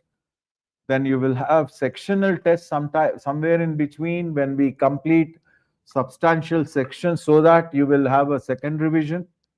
You will also have comprehensive full length papers at the end of after the syllabus is over. And your relationship with us does not end with our classes. We will continue to handhold you even after your syllabus is over. I'm still mentoring students who were with me 2 or 3 years ago also, because this is a long haul and it does take a couple of attempts, and there's nothing wrong in giving multiple attempts. This exam is worth it. And you will continue to be handheld by us, and you will continue to get updated handouts, current affairs, anything which will add value either to your GS or anthropology, which I think will add value to your GS, will be given to you even after your batch is over, because you will continue to have access to the portal. You will continue to have access to the handouts even after your batch is over, more probably even, I think approximately, I think about 2 years or 2.5 years. And what else do you want to know? In addition to whatever we are going to do to you in the class, Mr. Vinoy will tell you, in case you require to meet us even after the class, even after the batch is over, we are always available for you.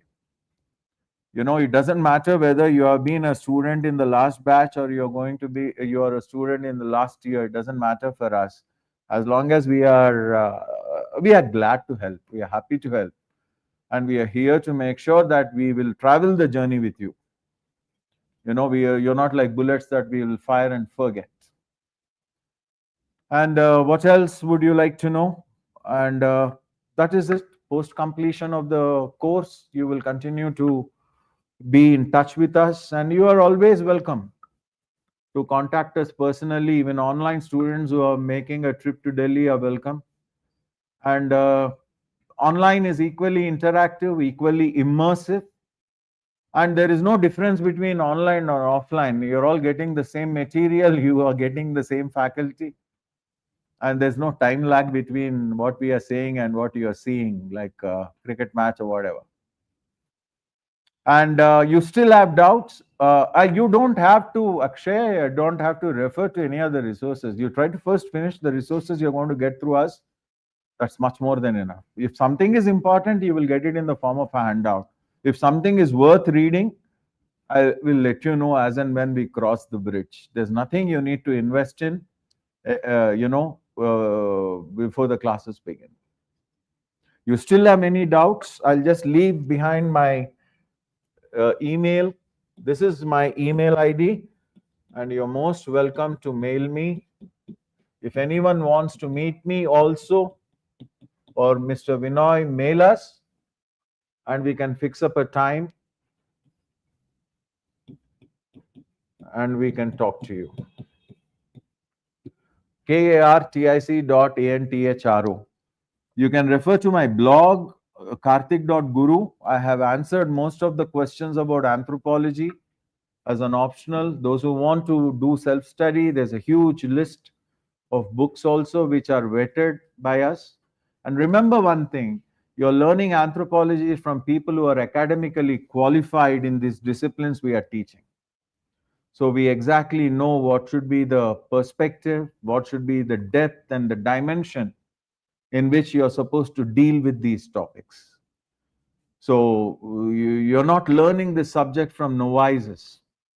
And we are all practicing specialists in whatever we are teaching you. So I'm sure you are in good hands. Okay. Whether you are deciding to take anthropology or not, doesn't matter. I wish you all the very best. God bless you all. And I'll yield to Mr. Vinoy, and then I'll come back to, we'll do some Q&A together in case they have any. Okay, thank you so much. In case there are some YouTube people asking.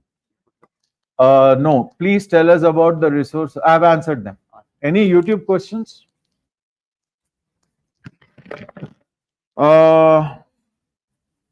Video is lagging. You can switch off the video. The audio will be in real time. Yes, answer writing and note making and everything will be taught to you. I mean, that's the purpose of the whole training, right? There's no recorded videos purchased. You have to enroll in the course. And if you're a working professional, then you may have to see the videos offline. And definitely all the answers are evaluated thoroughly and carefully taken care of.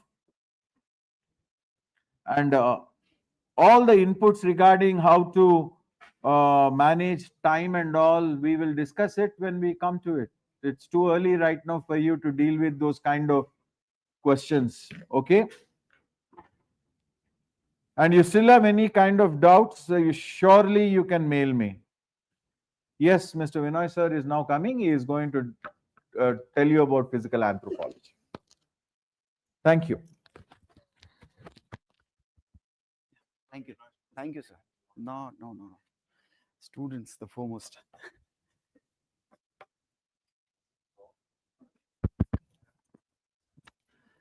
Good evening again, all of you. I believe some of you at least might be knowing me. Those who happen to be mentored by me in the GS classes. Just to repeat for those who don't, I am Vinoy Krishna. And other than some major portions in science and technology, I would be teaching here the physical anthropology part of paper 1. Now, at the very outset, I know that there are many people who have this one question of what academic background should you have to have a smooth sail in this particular part of the syllabus, right? Because many of you feel that you need to have in-depth biology background, at least till 12th standard or maybe intermediate, graduation.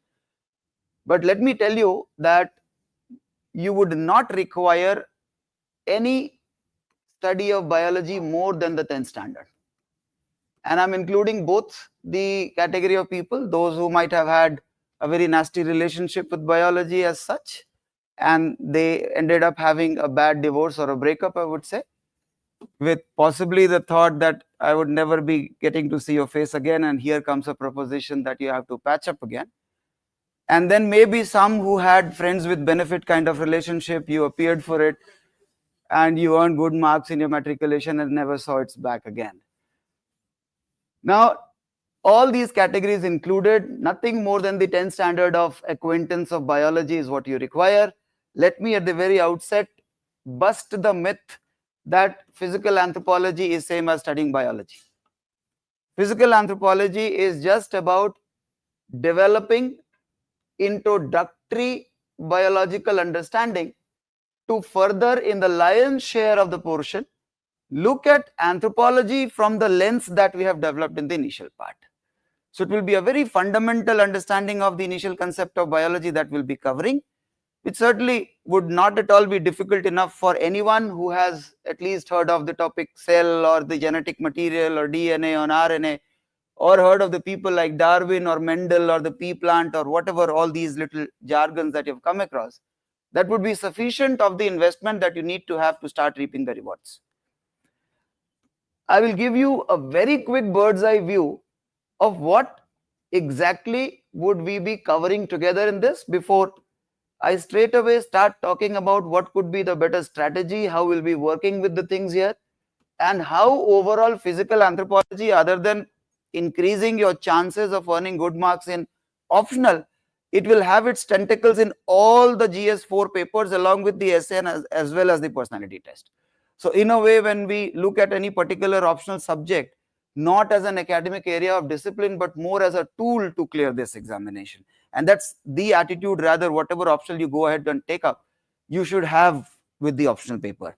It is a tool to get closer to the rank on the PDF list. So let me start with what are we going to cover in this.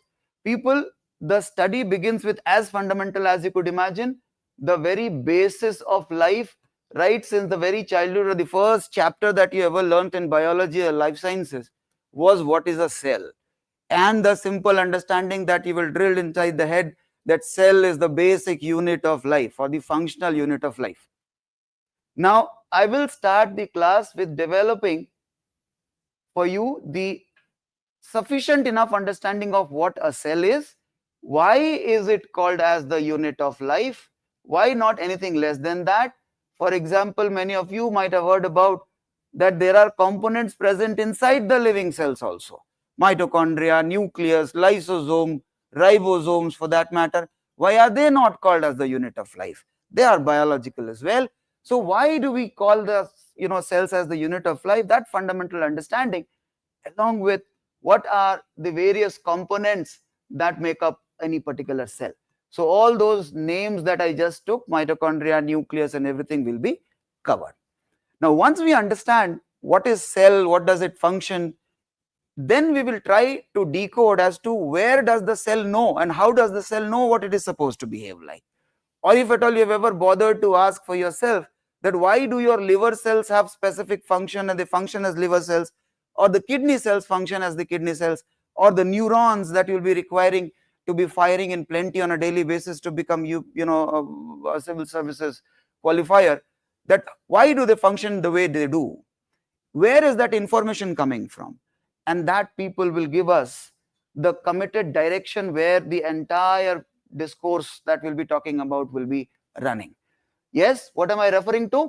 I am referring to the entire information that each of the cell of the body will contain, called the genetic materials. A very common term you have to come across. Genetic material, genes, DNA and all of it. So I'll give you the understanding in sufficient detail as required by the physical anthropology syllabus on the genetic material, including the DNA and RNA and stuff, and how the information present in the genetic material is going to be used to manifest itself into all the forms of life that you see within you, around you, and across the entire global biosphere that you have been studying about. Fine. So we will then, having understood the genetic material, we will understand how this story of life, which begins with the cell, gets amplified to become an individual. So whenever you look at the individual people, you look at that person under many, many lenses. For example, you look at that person through the physical characteristic. If you are a biologist, you may simply look that, okay, this fellow is having 2 legs, 2 hands, these sensory organs in front face. Or if you are going a little deeper as an anthropologist, you will also look into how this person has the nose of a particular shape, eyes of a particular color, and then taking it even further, why a particular person is able to digest a food, the other is not. Why, recently the news came of Mr. Sanjay Kapoor having had a demise because of something otherwise, not as deadly as we have thought of, the honeybee sting. What differentiated that case for Mr. Sanjay Kapoor as it would with respect to the other individuals? So what we call as physiological differences, and then some behavioral aspects also. Why some people have some particular nature, why some are more docile, why some are more aggressive, why some people have a liking for or maybe easy understanding for certain subjects, why some people will laugh at a certain humor while the others may not laugh at that particular humor. That is a very controversial area of study that we'll also be taking up, called as behavioral genetics, right? So what part of your behavior has got something to do with the genetic material? So yes, we will try to completely amplify the concept of cell into the human, trying to reduce a human through the physical, physiological and behavioral characteristics. So once we will understand that the things are all controlled through the genetic material which has the information, We will then, in very simple languages, or something that in the schools you might have also been introduced with the Mendelian laws of genetics, the very famous experiment that this scientist did on the pea plants as he cultivated. What decides how are we going to get what characters from our parents? And imagine if the parents for the same character have two variants. Let us say eye color is a character, and let us say one of your parent has blue eyes while the other has brown eyes. How will your eye color be decided? Is it going to be one of the eye blue and another brown, or will it be a mix of both? Or maybe by random choice toss of a coin you may have either blue or brown. So how are these characters inheritance decided?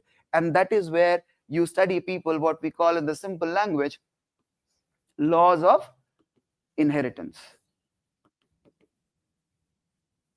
We will dig into that as to how the characters get inherited and expressed across the generations. Now the simple idea is, when we'll be talking about the intergenerational inheritance of certain character following certain laws or pattern, does it mean that from one generation to another generation, whenever the characters get transferred, they are transferred in a complete foolproof manner? There are very popular experiments that you people might have seen in the reels. There is a long queue wherein the first person is given some gestures to make. That fellow, based on how he remembers the instruction, transfers it to the other person and then to the other person. And then we get to know how the last person, when he makes or she makes the gestures, it is absolutely incongruent to how it all started with the very first person.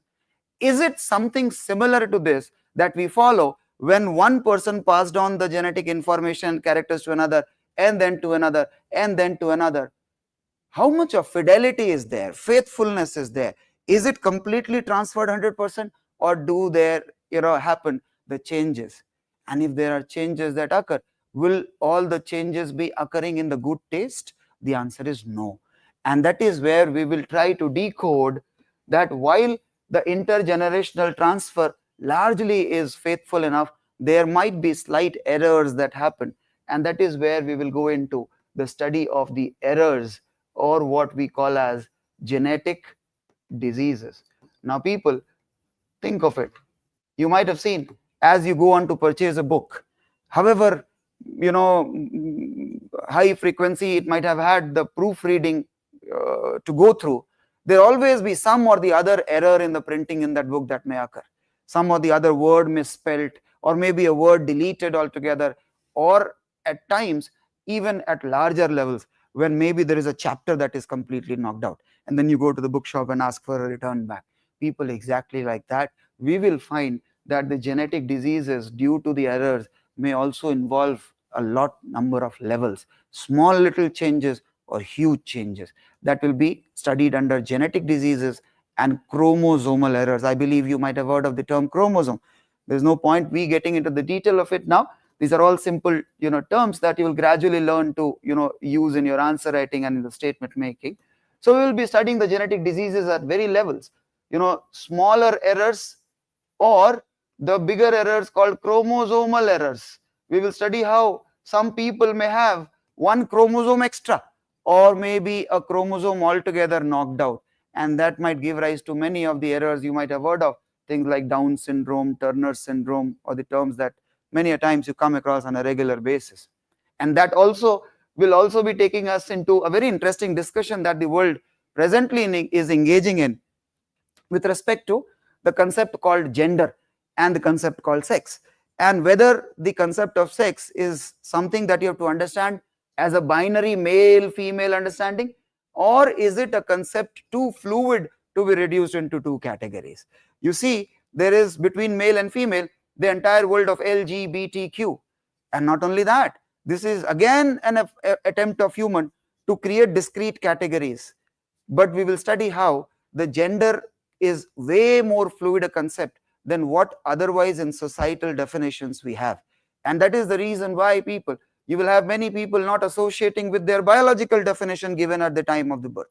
There are many people who might be participating in the Olympics claiming as a female, and then creating a huge uproar because of the extra dominant impact on the, I'm talking about Iman Khalif, who participated as a female participant and then had the testosterone level in the blood and the muscular ability, and hence the straight huge advantage against the competitors.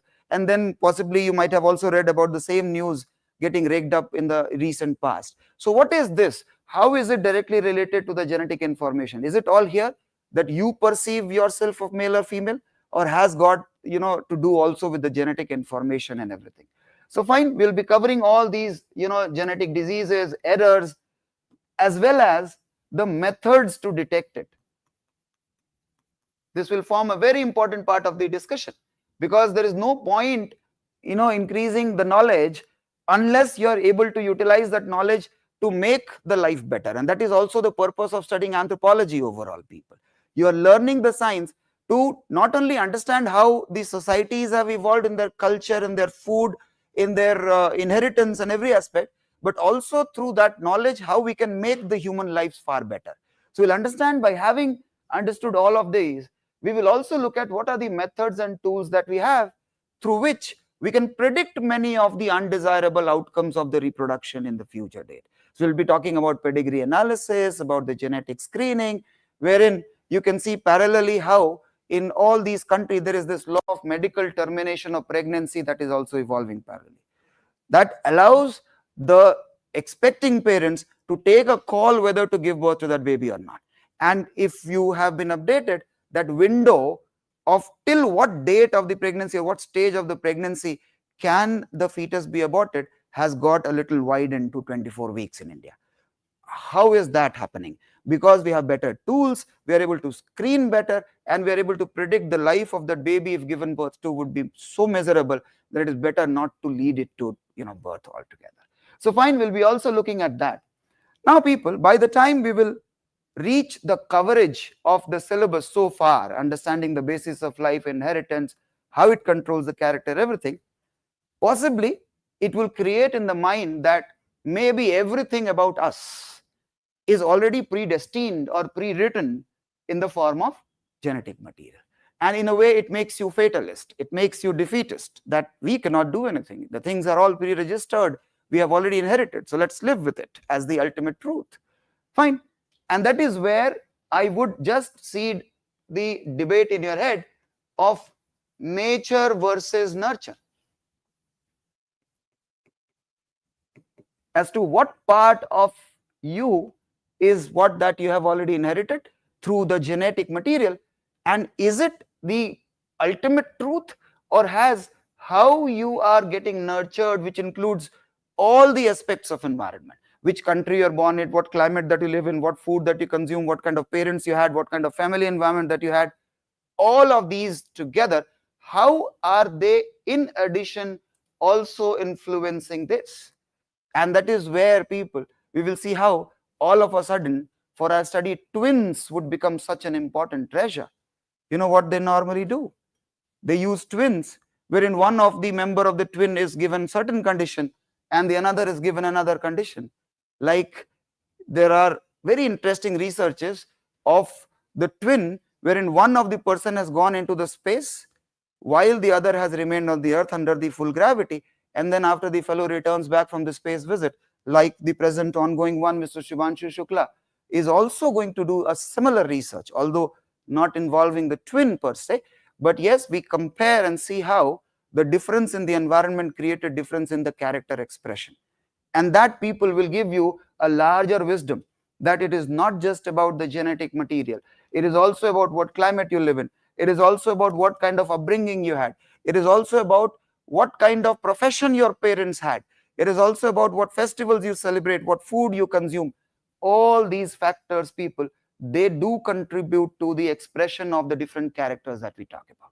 And that will give you a rather larger holistic understanding of you as a person or as a living organism overall, because that stands true as a general theme across the living world and not just for the humans. Is that sounding sufficiently clear? Fine. Now, having understood this, people, now if we take that everything is present as the information in the genetic material, it is seemingly so rigid a pattern. then why do we see so much of variation? Why no two people are exactly alike, despite the fact that the Bollywood, keeps trying its level best to tell you that you have at least 7 different doppelgangers across the world. It's just a matter of time that you located one. People, that is anything but true. Each one of you is designed to be extremely unique. So much so that, let me give you a little interesting surprise, that between a couple, or let's say the parents, father and mother, even if these were supposed to produce 70 trillion kids, quite imaginative, but this is a factual truth, all of them would be different. This is, people, the power of sexual reproduction. And in the evolution of life, it was a big turning point, wherein once the sexual reproduction as the mode of reproduction appeared, what the world got to see, or the biosphere got to see, is variety or variation. And that is what that set the tone for creating so much of biodiversity that you look around and find across the world. But then, are they all connected by some common thread? Because what we see, that variation is gradually created. The answer is yes. We would then set out on a journey for finding out what is that common thread that connects all of us together, not just as humans, but as the biological entities, all the organisms together. And then, can it be connected back to one common point wherein the occurrence of life happened, maybe as a matter of accident? Yes, and that is what that will introduce you to the concept of organic evolution. Rather, let me tell you, this is a term which is not about biology at all. When I start my GS classes, I keep telling people about the evolution and how evolution is the most universal of all the laws. There's nothing which does not evolve. The tangible, intangible, the living, the non-living, the UPSC, everything evolves. Your thought process, everything evolves, people. And towards that, we will look into the evolution of living organisms. And that will, people, again ask you to go and open up the chapter that you had just, briskly had read about, and one of the greatest of the theorists of the world, Charles Darwin, one of the most controversial as well. Because when Mr. Charles Darwin, came up onto the forefront, he had invested a good 15-20 years before he brought out his theory, because he knew that what he is going to propose, that all the organisms are interconnected, is something that is going to be considered as blasphemy. Because till then, there were theories of all of us being the special creation of some supernatural entity or God was something that was the most convincing. And that is where we would say the most convincing study of the concept of evolution of organism did begin. Although there were many prior to Darwin also. You might have heard about Plato, Aristotle, Anaximander. I believe at least Lamarck, many of you might have heard about. All these people, they, by their own ways, try to suggest how did we come to that point wherein there are so many organisms in the world. But Darwin, for the first time, did propose the most convincing of all the ideas that were floated till then. Gradually, Darwin did face a lot of resistance and did evolve into an accepted argument. But then soon there were people who started finding logical, scientific flaws in his theory. And that is what led to further understanding or evolution of the concept of evolution, which we'll be studying as modern synthetic theory. Synthesis means using Darwin as one, and many other scientists will synthesize a new understanding of how the life has evolved altogether. This, people, would create a background of then taking it to more directly into the anthropological study as to how the human has evolved through the primates and then through the multiple other forms before we arrived at the present days Homo sapiens. The evolution topic will ultimately end up with understanding the human evolution in particular. Fine. Having understood this, people, we would then focus on, instead of the entire biological variations or diversity, we will focus on the diversity within the humans itself. because we know that despite all of us falling under Homo sapiens, as I told you at the very beginning, that no two humans are alike. So there is so much of variation, and variation, people, you will all find it within the population. If you look within this particular group sitting here in the classroom today, within the population also there are variations. But despite that variation, someone who is from absolute distant geographical location, different climatic condition, when they look at us, they will find all of us through some common traits, and that will allow that person to maybe homogenize us as one common group. And that is where comes the concept of, yes, what? Race. And that race study is going to be an important direct fallout of what we have to study in the evolution as such. So we will have to study simple ideas, absolute black and white ideas about what are the theories of race and the race study. How do we define a race? What are the different types of races? And on what characters are the different races categorized? What are Caucasoids? What are Negroids? What are Mongoloids? What are Armenoids? And then, people, we will club all of these understanding and the features to further extrapolate that into India, because you all have been reading and writing statements like India is the melting pot of races. It is a place which has had in geography and history a huge number of influxes from the different directions. So how do we classify the Indian population into races? Is it an easy task? Is it difficult? Is it something that cannot be determined, or should we leave it as an indeterminate exercise? Fine. Despite having made a lot of effort in understanding the race and racial group, we would then, by the need of the syllabus, be required to debunk this theory. We will have to establish how all that you have studied in the race is today standing defeated, is a myth, does not hold much water under the lens of science. And that understanding of to why the way we have studied race across the world is not at all useful, or is baseless, or does not have enough scientific basis, people, we will then use such arguments to defeat the arguments for racism.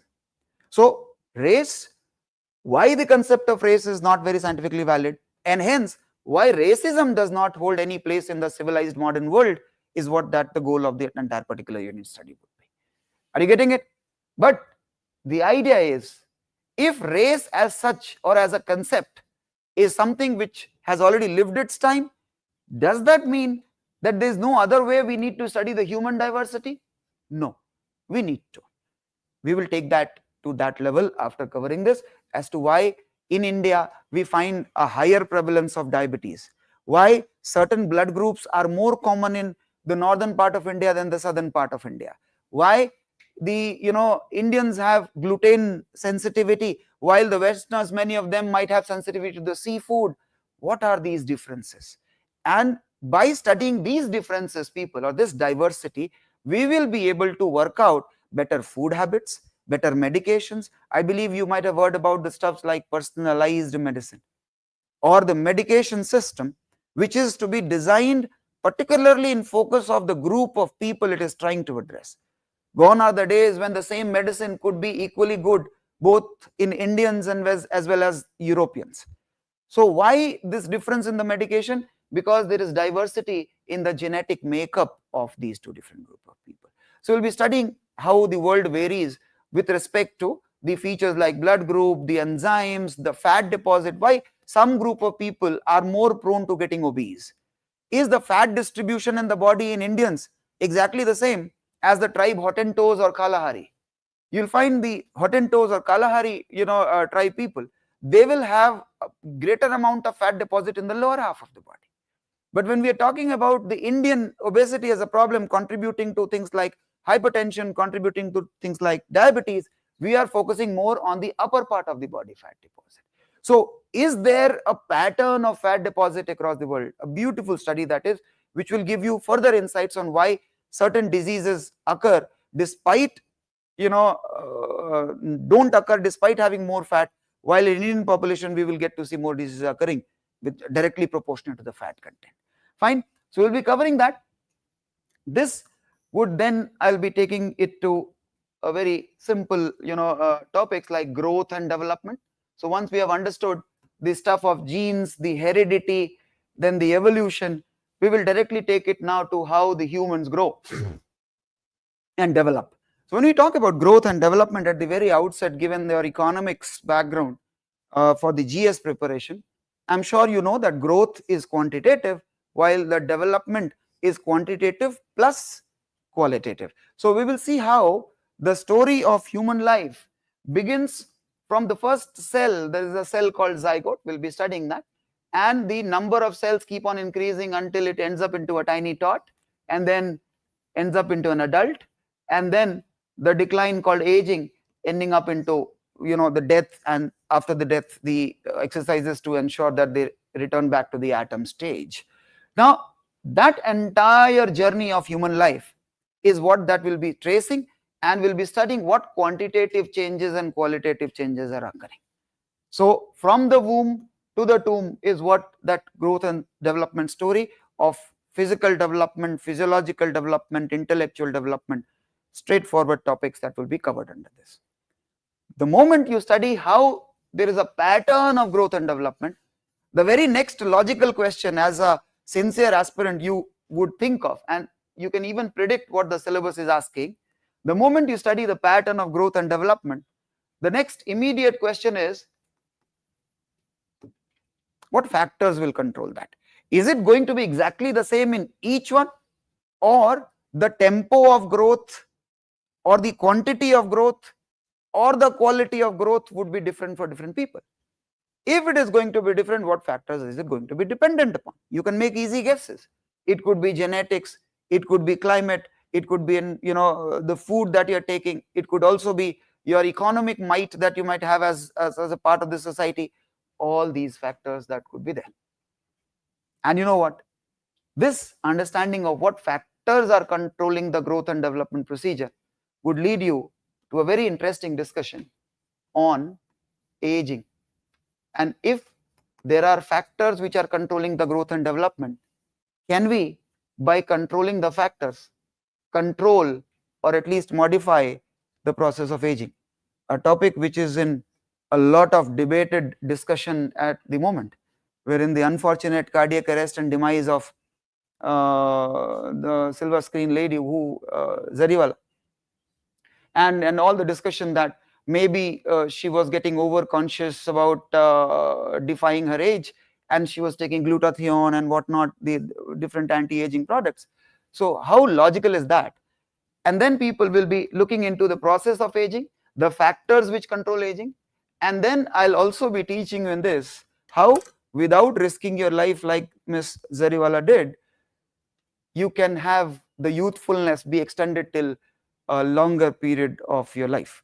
So it is not about not aging, but it is about aging gracefully, wherein people, the diminishing of your physical, physiological, mental ability should, you would wish that if you had to live for 80 years, the period of inability or the period of dependence on the others should be as minimal as possible.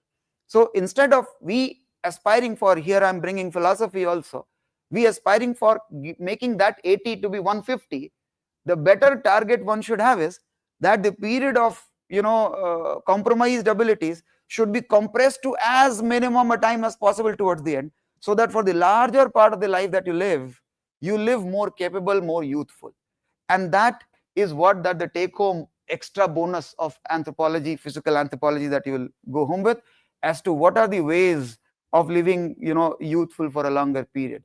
I'll tell you, there are 5 different places on this planet. They are called as hotspots of longevity, or the blue zones of longevity, where people are all in those societies, they live to be 100 plus. And then there were researches done on those places, and we have found out there are some common practices that all these places they follow, and I'll teach you that, and we will see whether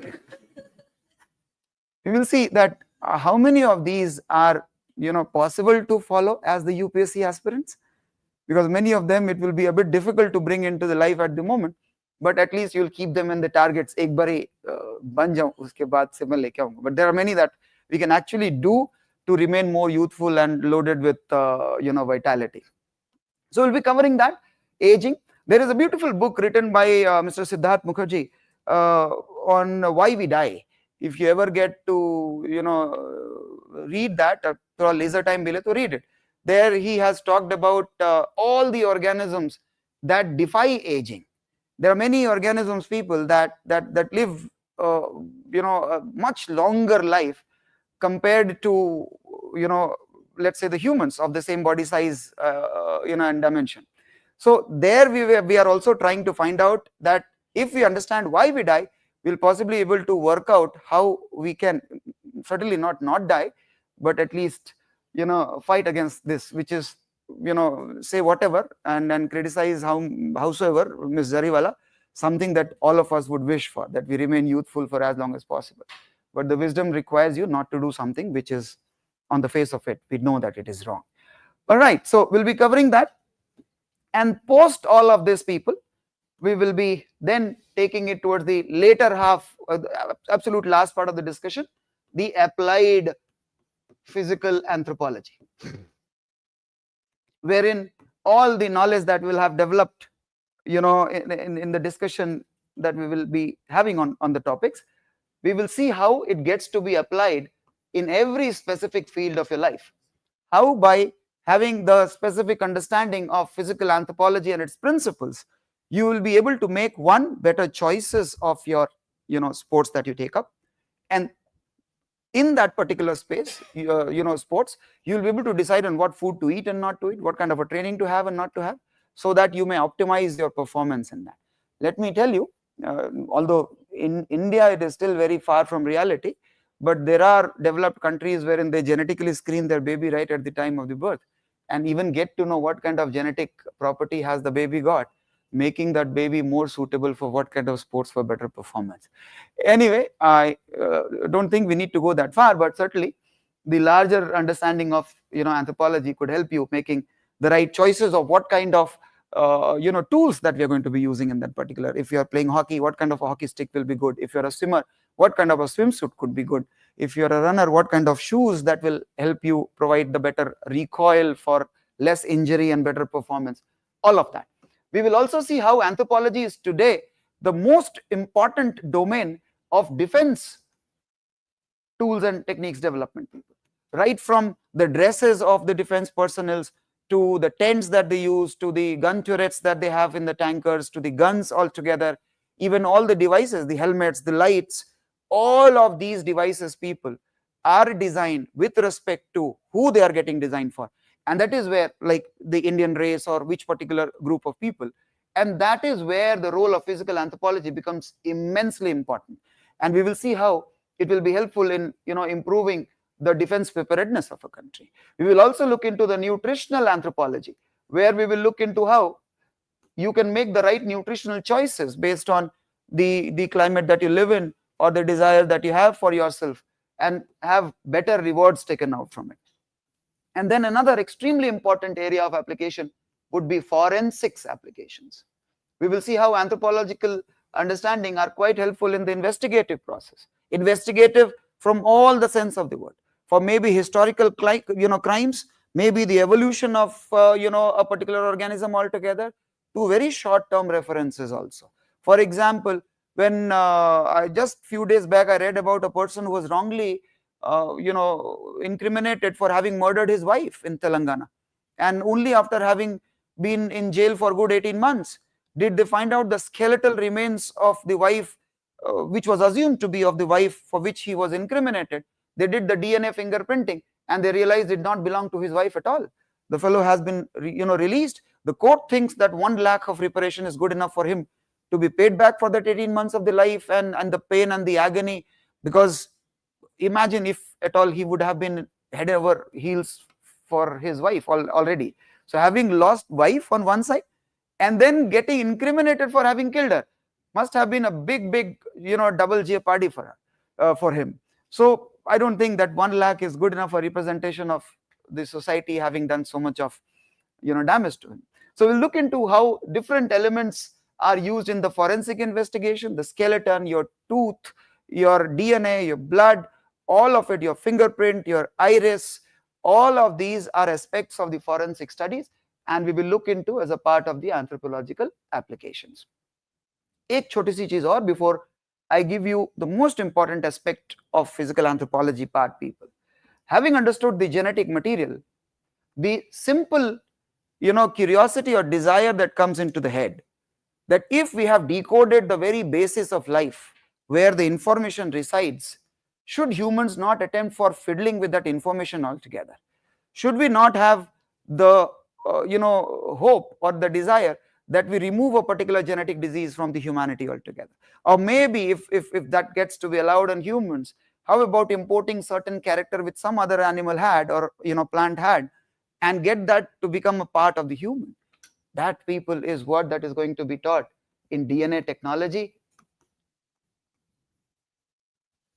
which is anyway something that you are going to study in the biotechnology part of the GS as well, where we will also be taking it into the genomics, genome sequencing and everything.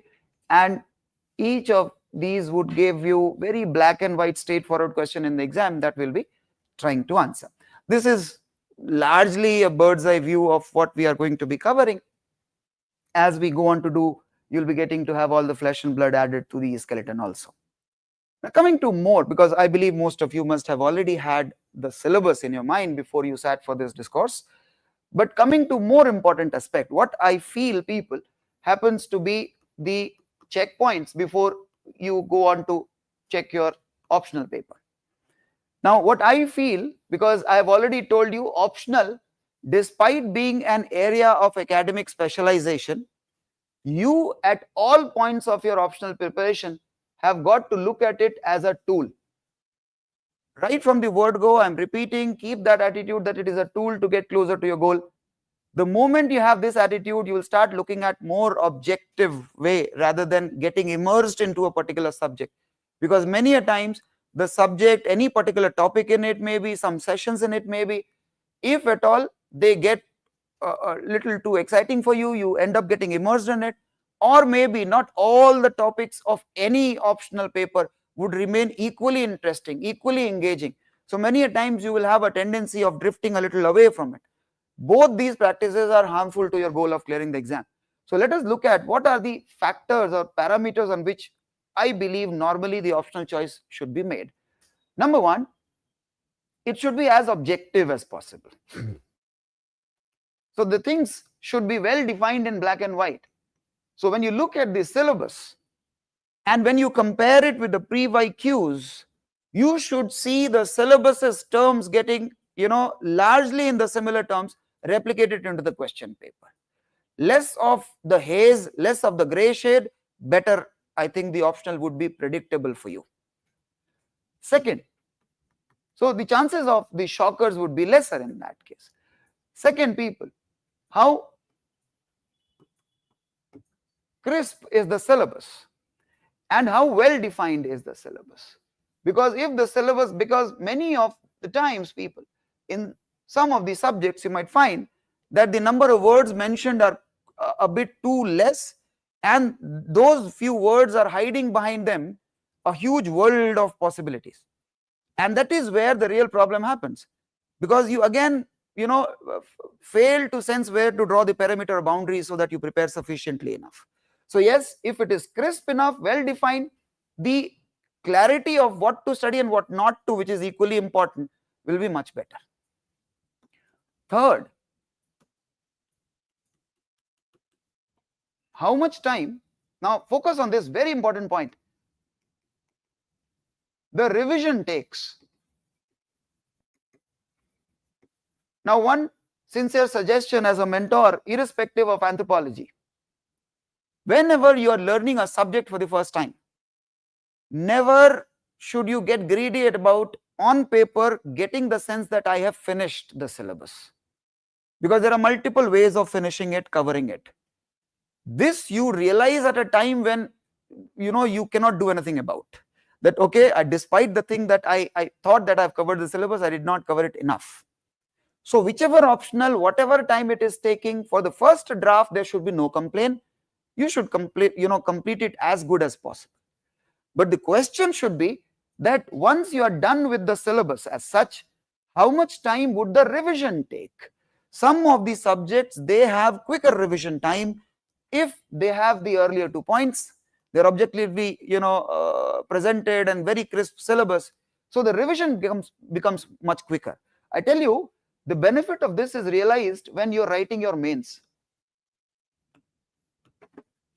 Between the GS paper and the optional, there is a gap. Those subjects which take lesser time to revise, in that gap time, people revise twice or thrice at least, compared to some, bigger areas. And that you will realize at that point in time only that how big an advantage it is. As I told you at the very beginning, you are not learning a subject to, after clearing it and giving to your department the lectures on that subject. You need not remember it that deep. So you have just got to remember it as a tool so that you may present the right answers at the right time. So if you are getting that intrinsic value in an optional that you can revise it quickly because it was so well defined, always prefer that. One more, people. The overlap with the GS. And there, I tell you that GS paper 1 to 4, anthropology has its tentacles on each part of it. Plus, it will benefit you immensely in the essay paper and personality test without a doubt. So this has got to be one of the important aspects of it. Coming to how would we be transacting, or how would I be transacting the physical anthropology part? Lectures, the LCM, we will all do that. Lectures will also have the explanation and the dictations. We would use multiple news articles, multiple case studies, which we'll be sharing with you. I will also, on a daily basis for the topic covered, be giving you novel formations of questions, because any particular topic could be asked from you in multiple different perspectives. So there has got to be two ways in which you have to look into. One, obviously the PYQs, which will be the litmus. But other than that, what are the other possibilities in which the questions could be asked? I keep motivating people to write on a regular basis. I even sit outside the classes and then correct the answers of the people who have been sincere enough to write. That people will go a long way in making you prepared. From the very beginning, you have to remember you are learning the option to write answers. And this is where expert training also matters. Because when we deliver that subject, we try to give more and more attention on those areas wherein we feel the questions could be formulated. And this is where the years of teacher's wisdom comes into the practice when you are learning a particular subject. So yes, that becomes extremely important. As sir has already spoken about the weekly tests. And then I, when required, also at time conduct some Zoom sessions for doubt clearance.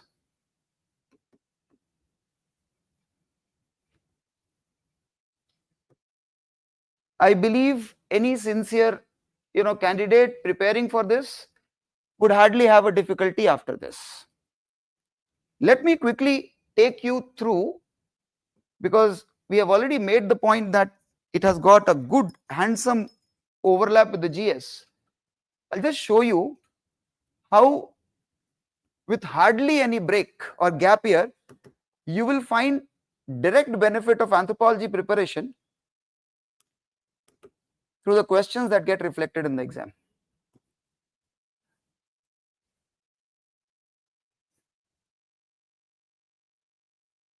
This is 2025. There were two questions, one on the virus and its infection of the bacteria and whether it changes the transcriptional activity of the host cells or bacteria or not. Transcription is a very fundamental part of the genetics basics that we'll be learning in the class. These questions just become an ABC for a PhD scholar. So a cakewalk. DNA technology will be talking about how the DNA technology, a recombinant DNA technology to be more precise, is helping us generate a lot number of useful products. One of the product is monoclonal antibodies, which they had asked this year, which was of relevance due to the COVID and the monoclonal antibody that had got a lot of fame during the COVID time. 24 for a surprise was a miss. But then you see microsatellite DNA 2023, metagenomics 2023, again 2022 there were a couple of questions. You will find not a single year where you don't find a question getting asked from the areas of physical anthropology.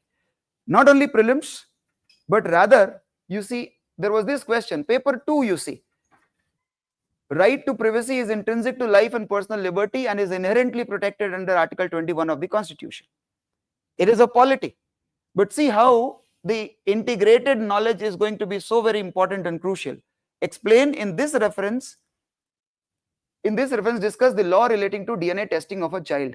What is DNA testing? How do we find out the paternity? Is something mere polity preparation does not give you. And hence, thinking of a holistic answer writing through this without that is something which is asking for a little too much. So it automatically prepares you for many of the, interrelated topics also. You see, 2023 there was one, 2022 there was one, right? 21 there was one. So again, hardly goes an year wherein you don't find a direct benefit of covering anthropology. So yes, it is going to be supremely rewarding from that perspective as well. If there are any questions, shoot, I'll take them up. Yeah, Nandini, same here, thank you.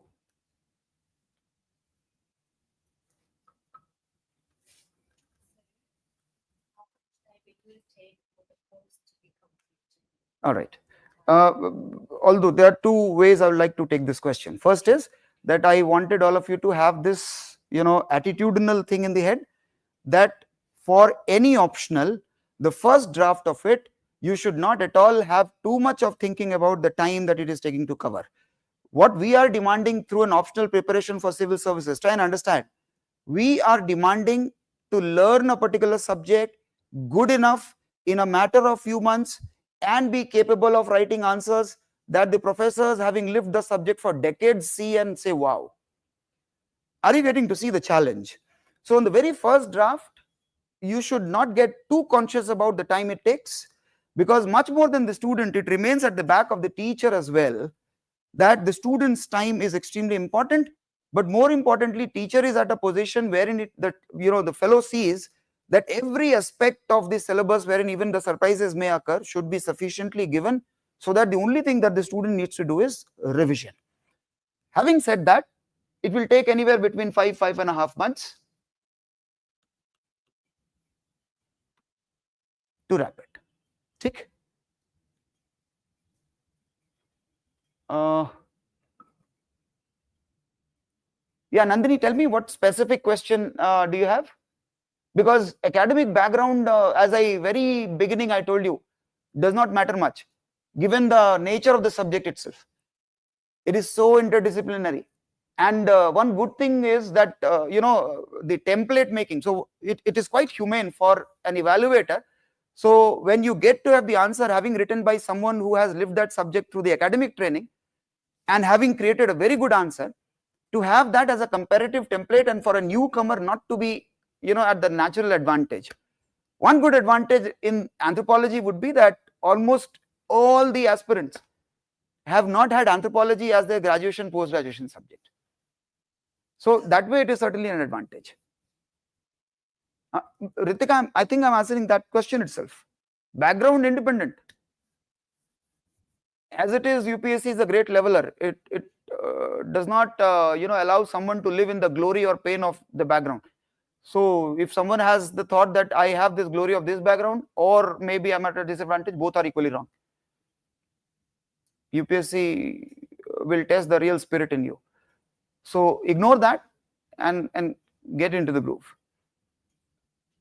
Abhinav, the idea is that I personally believe that optional as a part of the syllabus should be prepared earlier. So that way you certainly stand at a good juncture to do your optional, because the GS, which is more demanding, more dynamic, will continue in its preparation. While having completed your optional, you can keep adding more and more layers to it. So that certainly will give you richer rewards. दो तीन और दिख रहे हैं उधर.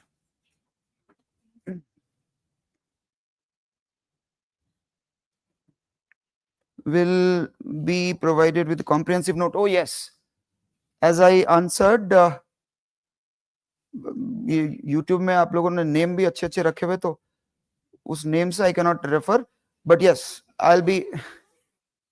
we'll be providing you good. So yes, we'll be providing you comprehensive notes. Yes, some words are difficult to understand. No, not at all, Anshika. There is a method to learn. You see, whatever your mother tongue might be, this goes for all of you. See, any subject has got a characteristic lingo, and there are two ways to learn a language. One that you learned your mother tongue as, that is called as speaking. When you as a kid have been hearing those words, they gradually get a part of it. Another is when you learn a foreign language. Like for most of us, English might not be the mother tongue. We learn it through the conscious effort, and for that conscious effort, that is where the role of the teacher comes in. We give you some scientific methods and tools of how you can start making the usage of those specific terms, if at all you think it is initially Greek and Latin, until that becomes a part of your nature and you start using it like the back of your palm. So that certainly is not at all a difficulty. Anshika. Is there an option to purchase recorded video? No. What is the difference? It is beyond my professional, freedom to comment on anyone. I think I'll be a happy man if I go on to know myself enough. But yes, I know my commitment and at least my preparedness and my sir's preparedness for delivering this subject good enough to make you reach the goal. At least we ensure that anthropology does not remain an Achilles heel. It becomes the deciding factor.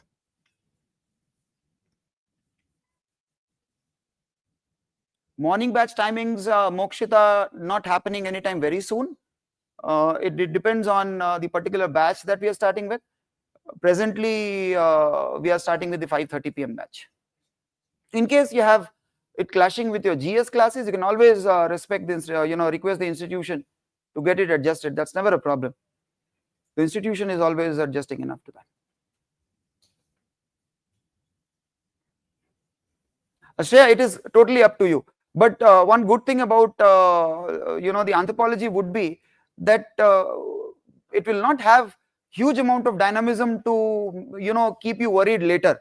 So the whatever little dynamism also is there with respect to the examples that you may choose to give. Like if I'm teaching you DNA fingerprinting, your answer would be equally valuable if you mention as old a story as that of Mr. N.D. Tiwari, or as recent a story as that of Air India crash and the DNA fingerprinting being used to identify the deads. So the dynamism is only with respect to how you can enrich your answer with respect to examples. So if you have covered the optional enough, that will never be a problem. That's for sure.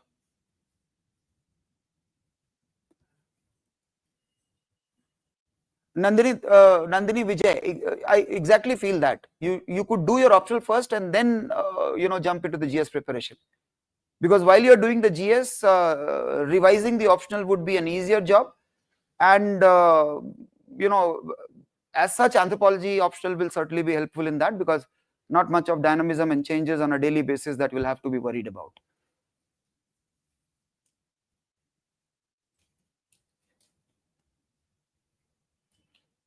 OP, thank you, Viche. Confused between geography and anthro. I think I gave you some of the thumb rules, people. So IAS at 21, that's his name. So you have already created a lot of pressure on you. So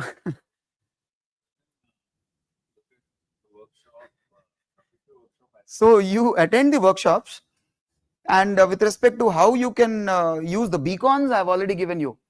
So use these as the beacons so that you can come to a logical discussion. But one thing, as it is in the human nature, every optional at some or the other stage will keep you a bit disturbed, and you are like कि दूसरा relationship ज़्यादा अच्छा था, तो quite natural for human, है ना. So जो मछली जाल में नहीं फंसी वही बड़ी थी is a common problem in humans. So my advice to all of you is that once you have committed to an optional, take that as the tool, unless you have some rational reasons to think otherwise, which should be rational reason, not guided by your speculative emotions, right? So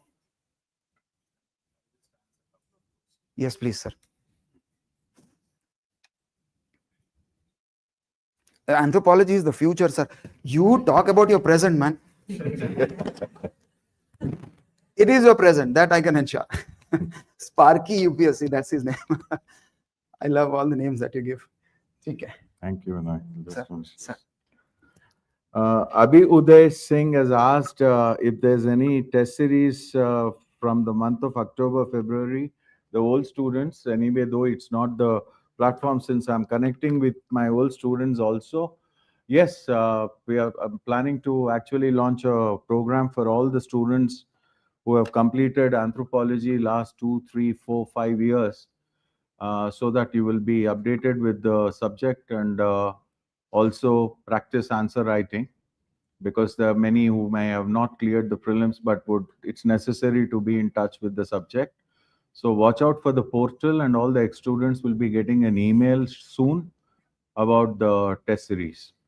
And there was another question that the inquiry team said there's no test series. I have already answered. Every week you will have a test, you'll have sectional tests, and you'll also have full-length tests at the end of the syllabus. See, the idea is, as Mr. Vinoy said, we are not here to make you don't want to become a PhD in anthropology, though you will be, right? With the same training, you can do the UGC NET series. I'm sure most of you will qualify for the JRF. And but that's not the purpose of this training, right? And here you want to get into the civil services and clear the exam. So our singular motive and our target is always you becoming exam ready. And for you to become exam ready, not only understanding the subject, but you should also develop the requisite skills to write the answers. End of the day, you have only one weapon to communicate with the examiner, and that is, you are qualified and good enough to be selected. So answer writing is the only medium through which you are communicating with the examiner. So apart from the knowledge, you should be able to deliver whatever you have learned through your answer. So our idea, the way we have designed the methodology is not only acquiring knowledge, but you should also become an exam ready in real time basis. That's why you have the tests integrated into the training. And even whenever you clear the prelims and come back to us, and we'll get you enrolled into the mains test series of that particular year. And we're not going to charge you extra for that. And there will be a number of programs for answer writing series, okay, that you may take up whenever. But one last question, sorry to have kept you waiting this long, because we started a little late because of the traffic jam outside. Is it okay to take the optional now? You need to, because once you clear the prelims, you will hardly have any time to start your optional. And do not think that this exam has to be dealt in a linear way. You need to be a multitasker. You have to be prelims, mains ready parallelly. So you have to make sure that you finish your optional even before you get into full-time preparation for prelims, so that you will have a second and a third opportunity to revise the subject once you are done with it. And it's not like, you are going directly from the class to the exam hall and delivering your answers. You need to have multiple revisions. You need to practice answer writing. And that can only happen if you finish your optional well before, you actually sit on full time before the prelims. And trust me, the timelines are shrinking year after year. We have gone back to the pre-COVID era now. And your mains this year, you hardly have 60 days or 65 days, and you have to study all the 4 papers in GS, general essay, and then you also have language, you also have English paper, and you can't do all of them in one go. It will be too overwhelming for you. And there is a bandwidth, issue also. So do it in such a way, and be smart. Don't work hard, work smart. And don't forget, when you're doing anthro, simultaneously you're finishing many GS areas.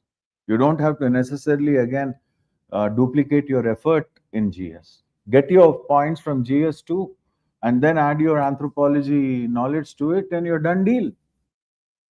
So that's how you should tackle it. Okay. And I think that's about it. And somebody asked about archaeology. Somebody else I've asked, Mr. Ranganathan, who has a degree in Indology and prehistory of India from University of Melbourne with enormous experience, to come and talk to my students and give a value addition to the Indian prehistory. Some of you must have met him in your fledgling courses also.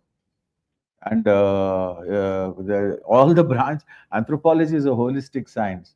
So there's a little bit of physical I will speak, and socio-cultural he has to speak, and archaeology all of us have to speak. So it's a very coordinated effort. It's a team effort. And we coordinate the lectures in such a way that some of my topics will only come after he has taken some topics of his, because it's an integrated discipline, as I told you. Okay. And then I think I must have answered anything else. I think that's it, right? Yeah. See, schematics are very important, especially in physical anthropology and some of the areas in socio-cultural anthropology, especially the questions which have processes and all. You can make nice schematics, comparative comparisons. You can do it in tabular column, flowcharts, and very simple line diagrams. You saw my handwriting, how horrible it was. I'm not as good as Mr. Vinoy Krishna, but all great people don't have good handwriting. And old and lethargic people like me. But essentially, line drawings. And line drawings, I don't know, I'll demonstrate to you. They gave me a gold medal in anthropology. And with my skills, let me tell you, if I have to talk about bipedalism, I would represent it that way. Okay, if I have to talk about, you know, this is called the knuckle walking anatomy in an ape, and I will just simply represent it like this. There is a big cavity in the center of our skull. It's called the foramen magnum, and through which the brain continues into a spinal cord. And I have to tell the examiner that from the ape to the humans, the foramen magnum, moved a little anteriorly. So this is where the foramen magnum is in a quadruped, like a dog or a cat. And this is where the foramen magnum is in the case of an ape, and that's why it's a semi-erect animal. And this is where the foramen magnum is in the case of the human, who is a bipedal erect one. Am I a Leonardo da Vinci or a Michelangelo or a Pablo Picasso? Remotely not. So that's it. Because picture speaks more than 1,000 words, they say. So wherever possible, you can just draw some line drawings. I'll demonstrate some to you. Some of the former students who made it to the exam, stick diagrams we call it. And I'll show you some stick diagrams, and you will be, see, the beauty lies in simplicity. And some of Picasso's paintings sold for millions. I'm not saying mine is going to be. Nobody is going to buy it, but that's all what is required. You won't have time in the exam, and you have space limit also. You can't fill your boxes with diagrams and write little.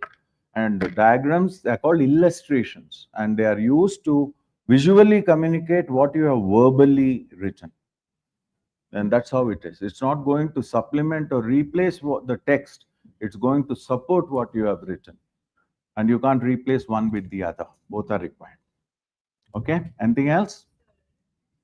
Since we are having the GS class as well, Hmm. there are no holidays, right? We'll give you. Cope up with the situation. You will do it. You'll do it along. See, you're doing one reading along with us, right? And when you're doing a weekend test, that's going to be a 1 hour test. And you will come at the usual time, or you will have 3 days window to write the test and submit your papers. And then you will do the second revision only when you do a sectional test. So I understand your predicament. I know the challenge that is involved, but you will have GS and optional, but you need to navigate through both, maneuver both the times. And that is the best way to do it, is because you will have hardly any time after you sit for the prelims. Some of the students come panting, panicking, and say, "Sir, I have a problem." I said, "What happened?" "I cleared the prelims." I said, "That's not what you have worked for." And they get stressed out. I see some relief in some candidates when they don't clear the prelims because they were not mains ready.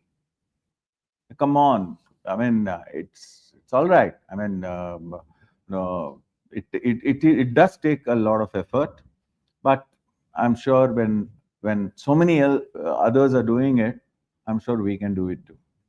And we spread out our classes in such a way that they are less demanding on your time and on your mental faculty. And one of the reasons we take minimum 5.5 months is because we'll make sure that you are exam ready on a real time basis. Your answers, your content, your structure, your presentation, everything should happen parallelly. You can't do it linearly, one after the other. Okay? Good luck. God bless you. And we both coordinate so much that we have the same iPad color also. See you all. Bye. Thank you.